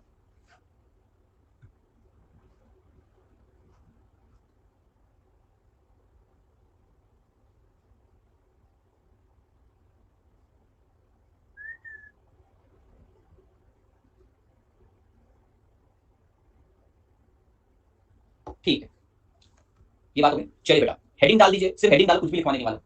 हेडिंग डाल दीजिए लेवरेज। मीनिंग समझाते समझाते ही 20 मिनट हो जाएंगे बेटा। ये चैप्टर अगर तुम्हारा नसीब खराब रहा तो 5 मार्क्स के लिए आएगा, और नसीब अच्छा रहा, तुमने कुछ पुण्य कर रखे हैं, आदर्श ने हर लड़की को बहन की नजर से देखा है, और भी बहुत सारे सत्कर्म कर रखे हैं बेटा। कुत्ते को पत्थर नहीं मारा, गाय को चारा खिलाया है, भूखे कुत्ते यानी अपने दोस्त को तुमने कुछ चॉकलेट वॉकलेट खिला दिया, तो अगर पुण्य करें तो 10 मार्क्स का आ जाएगा। कर्म खराब है तो 5 मार्क्स का आएगा। सर ऐसा क्यों बोल रहे हो? क्योंकि बेटा चैप्टर इतना ईजी है, इतना ज्यादा ईजी है, ऐसा लगता है कि वर्किंग नोट बना रहे हैं। इसके क्वेश्चन शुरू होने से पहले खत्म हो जाते हैं। एक स्टूडेंट की वजह से 50 स्टूडेंट को दो, इसलिए बोलता हूं थोड़ा सा ध्यान दिया कर। This chapter is easiest of all chapter. इसके अलावा एक और चैप्टर है डिविडेंड, इससे बहुत ज्यादा इजी है, पर ये भी बहुत ज्यादा इजी चैप्टर है। सो भैया we are talking about the chapter of leverage. Weightage लिखते चलिए बेटा, 5 से 10 मार्क्स का आएगा। उम्मीद है कि 10 मार्क्स के लिए ही आए, ठीक है। सो भैया सबसे पहला सवाल आता है कि सर लेवरेज का मतलब क्या होता है? क्या आप लोगों ने वर्ड सुना है लेवरेज? लेवरेज ये वर्ड अधिकतर कॉर्पोरेट्स में यूज करते हैं बेटा। इसका एक्चुअल मीनिंग है लेवरेज। मैं आपको एक एग्जांपल देता हूं, जैसे कि अभी ओल्ड और न्यू सिलेबस दोनों साइमल्टेनियसली साइड बाय साइड चलने वाले हैं, तो Aditya Sharma is going to leverage on this situation. मतलब मैं इस सिचुएशन का फायदा उठाऊंगा। कैसे फायदा उठाऊंगा? अब मेरे को डबल स्टूडेंट्स पढ़ाने को मिलेंगे, दोनों स्टूडेंट्स को एक ही क्लास में मर्ज करके नंबर ऑफ स्टूडेंट्स एनहांस कर दूंगा। सो बेटा what do you mean by leverage? Leverage का मतलब होता है उस सिचुएशन का एडवांटेज लेना। So I will leverage that situation. Grip बना लेगा, एडवांटेज। तो लेवरेज का सबसे पहला मीनिंग क्या है? एडवांटेज। बट लेवरेज का एक और मीनिंग है जिसका मतलब है बेटा रिस्क। तो पहला मीनिंग है एडवांटेज और दूसरा मीनिंग है रिस्क। सर ये कैसे हो सकता है? अक्सर हमने देखा है कि दो चीजें हैं, अगर मान लो सिनोनिम्स हैं तो उनका मीनिंग तो एक ही होना चाहिए। तो अगर लेवरेज का मतलब एडवांटेज है तो सर बिल्कुल विपरीत वो रिस्क कैसे हो गया? बताइए बताइए सर, ये रिस्क कैसे हो गया? एडवांटेज भी है और रिस्क भी है, कैसा हो सकता है? संस्कार याद कर, जिससे तू प्यार करता है बेटा। तेरी सिचुएशन लेवरेज से कम नहीं है बेटा। एडवांटेज भी है तुझे पर रिस्क भी कितना ज्यादा है बेटा। बिल्कुल सच्चे प्यार की तरह है, जहां पर आप लोगों को एडवांटेज भी मिलता है उनके होने का, और उनके होने से रिस्क भी बहुत ज्यादा महसूस होता है। जी सर बिल्कुल। देखो तो ये देखिए, लेवरेज का मतलब होता है एडवांटेज और लेवरेज का मतलब रिस्क भी होता है। सर ये कैसे संभव है? रियल लाइफ में बताइए कहां पर इसका एक्चुअल एप्लीकेशन है। चलिए मैं आपको एक एग्जांपल के थ्रू समझाने की कोशिश करता हूं, एक एग्जांपल के थ्रू समझाने की कोशिश करता हूं। एक एग्जांपल सुनना, ये मीनिंग सब बाद में लिखेंगे। बेटा तुमने ताज होटल देखा है? क्या तुमने बॉम्बे का ताज होटल देखा? फोटो में, वीडियो में से देखा है? देखा है तो सब लोगों ने, या फोटो में भी देखा तो देख लेना बेटा। अभी मूवी में, हाँ अभी अभी देखा है, ठीक है। फोटो देखा है, सामने देखा होगा, तो ठीक है। इसका एग्जांपल के साथ कोई रेलेवेंस नहीं हो तो मैं ऐसे ही पूछ रहा था, जनरल नॉलेज चेक करने की। इसका कोई एग्जांपल से रेलेवेंस नहीं तो छोड़ दो, बस पूछ रहा था मैं, ठीक है। नहीं चल, एग्जांपल में इसका इस्तेमाल करेंगे बेटा। एक बार क्या हुआ, अब तुम सब लोग पूजा मैम को जानते ही हो, अभी नए वाले बच्चे नहीं जानते फाउंडेशन के, तो चलो पूजा मैम की बात करते हैं, ठीक है। जिसको जानते हो उनकी बात करें। तो एक बार बेटा मेरे को भयंकर भूख लगी थी। हाँ पूजा मैम बेटा जानते हैं, अधिकतर जानते हो, जो नहीं जानते चलो ठीक है, अनअकैडमिक एजुकेटर है, one of the favourite educator, सभी बच्चों की फाउंडेशन पढ़ाती है, सर की बेस्ट फ्रेंड, 9 साल से फ्रेंड है। तो सुना बेटा, पूजा मैम को ना एक बार भयंकर भूख लगी, इत्तेफाक की बात है कि मेरे को भी भूख लगी। अब ये यहाँ पर देखो, यहाँ पर ताज होटल दिख रहा है तुम लोगों को, हमने ताज होटल के अंदर एंटर किया। ताज होटल के अंदर गया और मेन्यू देखा बेटा, सैलेड मिल रहा है बेटा, seasonal fruit salad, miso toast bean with tofu 325, mesclun green with green goddess, बेटा गॉडेस क्या बात है, बढ़िया भी लगती है हमको। Mandarin sizzle salad, chicken fattoush salad, quinoa larb gai, कौन सी लैंग्वेज है पता नहीं, मिसो का मतलब स्माइल होता है। अच्छा सैंडविच में भी है बेटा वैसे option, tomato caprese sandwich, corn and jalapeno sandwich, artichoke, ये नाम सुन के ऐसा लगता है किसी का गला घोट रहा है, artichoke and boursin sandwich, egg salad sandwich, chicken and mushroom duxelles sandwich, chicken tikka sandwich, tuna sandwich, my sandwich, my way. बेटा ये रेट देखकर तो लिटरली मुझे लगा कि मैंने जायदाद के पेपर ही लेकर क्यों नहीं आया यहाँ पे, ठीक है। पर एक चीज की इसमें खास बात थी कि मैं जितना खाऊंगा मुझको उतना ही पे करना पड़ेगा। सो फॉर एग्जांपल, अगर मैं यहाँ पर सीजनल फ्रूट सैलेड खा रहा हूँ 325 रुपए का, तुमको क्या लगता है 325 रुपए में फ्रूट की ट्रे लाकर दे देंगे? 400 रुपए में तो 2 केले देते हैं ये लोग, तो 325 में पता नहीं क्या 2 चेरी लाकर दे देंगे, ठीक है। बोलेंगे ये खाओ, 325 में इतना ही आता है, ठीक है, ठीक है। और वहां पे पूजा मैम ने क्या क्या खा लिया बेटा? उन्होंने mandarin caesar salad, chicken fattoush salad, quinoa larb gai, फिर आर्टिचोक ये भी खा लिया बेटा। उनका बिल हो गया कितने रुपए का? उनका बिल हो गया 1500 का, और मेरा हुआ 325 का। मैं बहुत खुश था बेटा, मैं बहुत ज्यादा खुश था इस बात को लेके कि भाई मैंने जितना खाया कम खाया, 325 ही देने पड़े, और इन्होंने 1500 रुपए का खाना खाया, इनको 1500 रुपए देने पड़े, ठीक है। मैं यहाँ पर थोड़ी सी उदास थी। उन्होंने बोला यार आदित्य मुझे लगा था अपन टीटीएमएम करेंगे, तूने 325 का खाया प्लस 1500 डिवाइडेड बाय 2 होने वाले थे। मैंने बोला ऐसा थोड़ी होता है, टीटीएमएम का मतलब होता है तुम तुम्हारा मैं मेरा, तो मैंने 325 का खाया, तो क्या करूंगा? यहाँ पर आपने 1500 का खाया, 1500 का देगा। फिर बेटा मैं पता नहीं 3 महीने तक उनका डीपी क्यों नहीं देख पा रहा था, पता नहीं क्या हुआ सडनली, मुझे लगता है व्हाट्सएप का कुछ उसके अंदर फीचर का प्रॉब्लम होगा, 3 महीने तक उनका डीपी नहीं दिखा मुझे, खैर पता नहीं। और वहां पे कुछ अजीब से ऑटो रिप्लाई आ रहे थे, you can not reply to this conversation, I don't know WhatsApp अपने बग का फिक्स करेगा, ठीक है। मुझे तो समझ में नहीं आ रहा, नेट ऑन किया होगा ठीक है बेटा। तो मेरे को समझ में आया 3 महीने बाद ब्लॉक में से मुझको ओपन करवाया, मुझे किसी ने एडवाइस दी और बोला कि भैया आपने मेरे साथ बहुत ज्यादा गलत किया, दोस्ती में तो 50-50 कर देना चाहिए। मैंने बोला ठीक है ठीक है। फिर भैया हम लोग ऐसी जगह पे खाना खाए, फिर 3 महीने बाद हम लोग फिर भूख लगी हमको, 3 महीने बाद फिर भूख लगी बेटा, ऐसा नहीं कि 3 महीने के बीच में भूख लगी, तब भी लगा, चलो भूख लगी।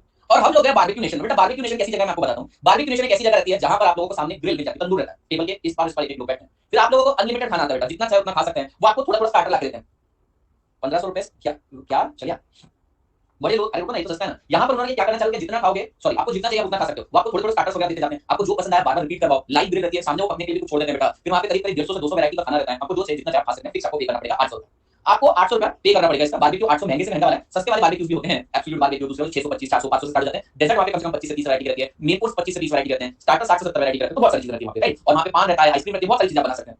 लेकिन भैया ऐसा है कि आप लोग कम खाओ या ज्यादा खाओ, आपको 800 पे करना पड़ेगा। अब मैंने पिछली बार दिमाग लगाया था कि भैया देखो मेरे को पैसे बचाने हैं, ठीक है, तो मैंने क्या खाया, वापस से 325 की 2 चेरी मिली थी वही खाया बेटा। बराबर है कि मैंने पैसे बचा लिए, लेकिन मैम उस टाइम पे नाराज थी क्योंकि उन्होंने ज्यादा खाया तो उनको ज्यादा पे करना पड़ा। अब इस बार हमारे बारबेक्यू में हमको पता है भैया कितना भी खाएं, कम खाएं, ज्यादा खाएं, हमको तो 800 रुपए पे करने ही पड़ेंगे। तो मुझे बताओ ऐसे समय मुझे अपने 800 रुपए वसूल करने के लिए क्या करना चाहिए? What should I do to recover my 800 rupees? I should try to eat as much as possible. मुझे जितना चाहे जितना खा सकता हूं उतना खाना खा लेना चाहिए। और बेटा क्या हुआ, गड़बड़ हो गई। 2 दिन पहले मैंने कुछ बाहर का खा लिया और मेरा पेट खराब हो गया, और आज मैं ज्यादा खाना खा नहीं पा रहा था, मेरी तबीयत खराब हो गई। मैं बारबेक्यू में जाके बैठा, जाते से मेरा पेट में गुड़गुड़, छाती में गुड़गुड़ चालू हो गई, और ये देखिए रियल फुटेज है। बाल हटा दो, सिर्फ बाल हटा दो, बाकी मैंने बोला बस इतना ही खा पाऊंगा, पेट के लिए इतना ही ठीक है बेटा। लेकिन बेटा जब बिल मेरे ऊपर फटा तो पूरा 800 रुपए का बिल फटा, ठीक है, मुझे मेरा शेयर देना पड़ा। तो भैया मैं वापस से चली आ गई। तो भैया इस बार बताइए मैं क्यों नाराज हूं? बेटा मैं इस बार नाराज इसीलिए हूं क्योंकि मैं अपनी फिक्स कॉस्ट रिकवर नहीं कर पाया, मैं अपनी फिक्स कॉस्ट रिकवर नहीं कर पाया। पर बेटा दूसरी ओर पूजा मैम, मैं तुम्हें रियल फुटेज कल दिखा दूंगा, पूजा मैम के रियल फुटेज दिखाता हूं उन्होंने कितना कंज्यूम किया। हो गया मेरे पास, एक मिनट रुक जाओ, एक सेकंड होल्ड करो।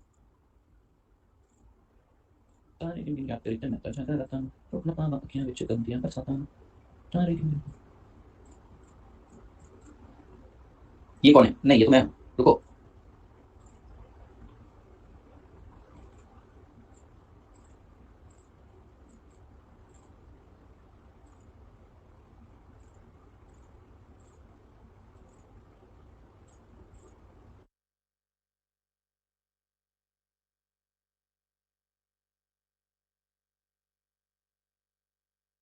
एक मिनट रुको।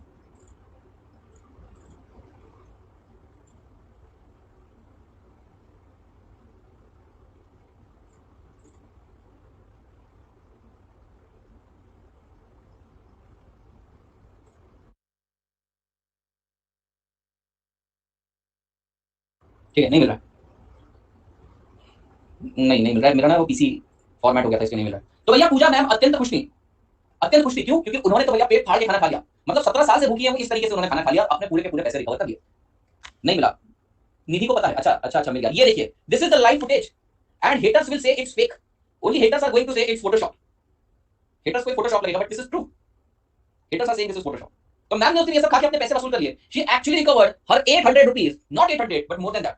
भैया लेकिन देखिए मैं अपने पैसे वसूल नहीं कर पाया। तो यहां पर हाँ इट इज ट्रू, देखो प्रांशु जानता है, yes true and fair, yes correct. So भैया जरा ध्यान से देखिएगा, यहां पर मैंने आपको लेवरेज का कांसेप्ट समझा दिया।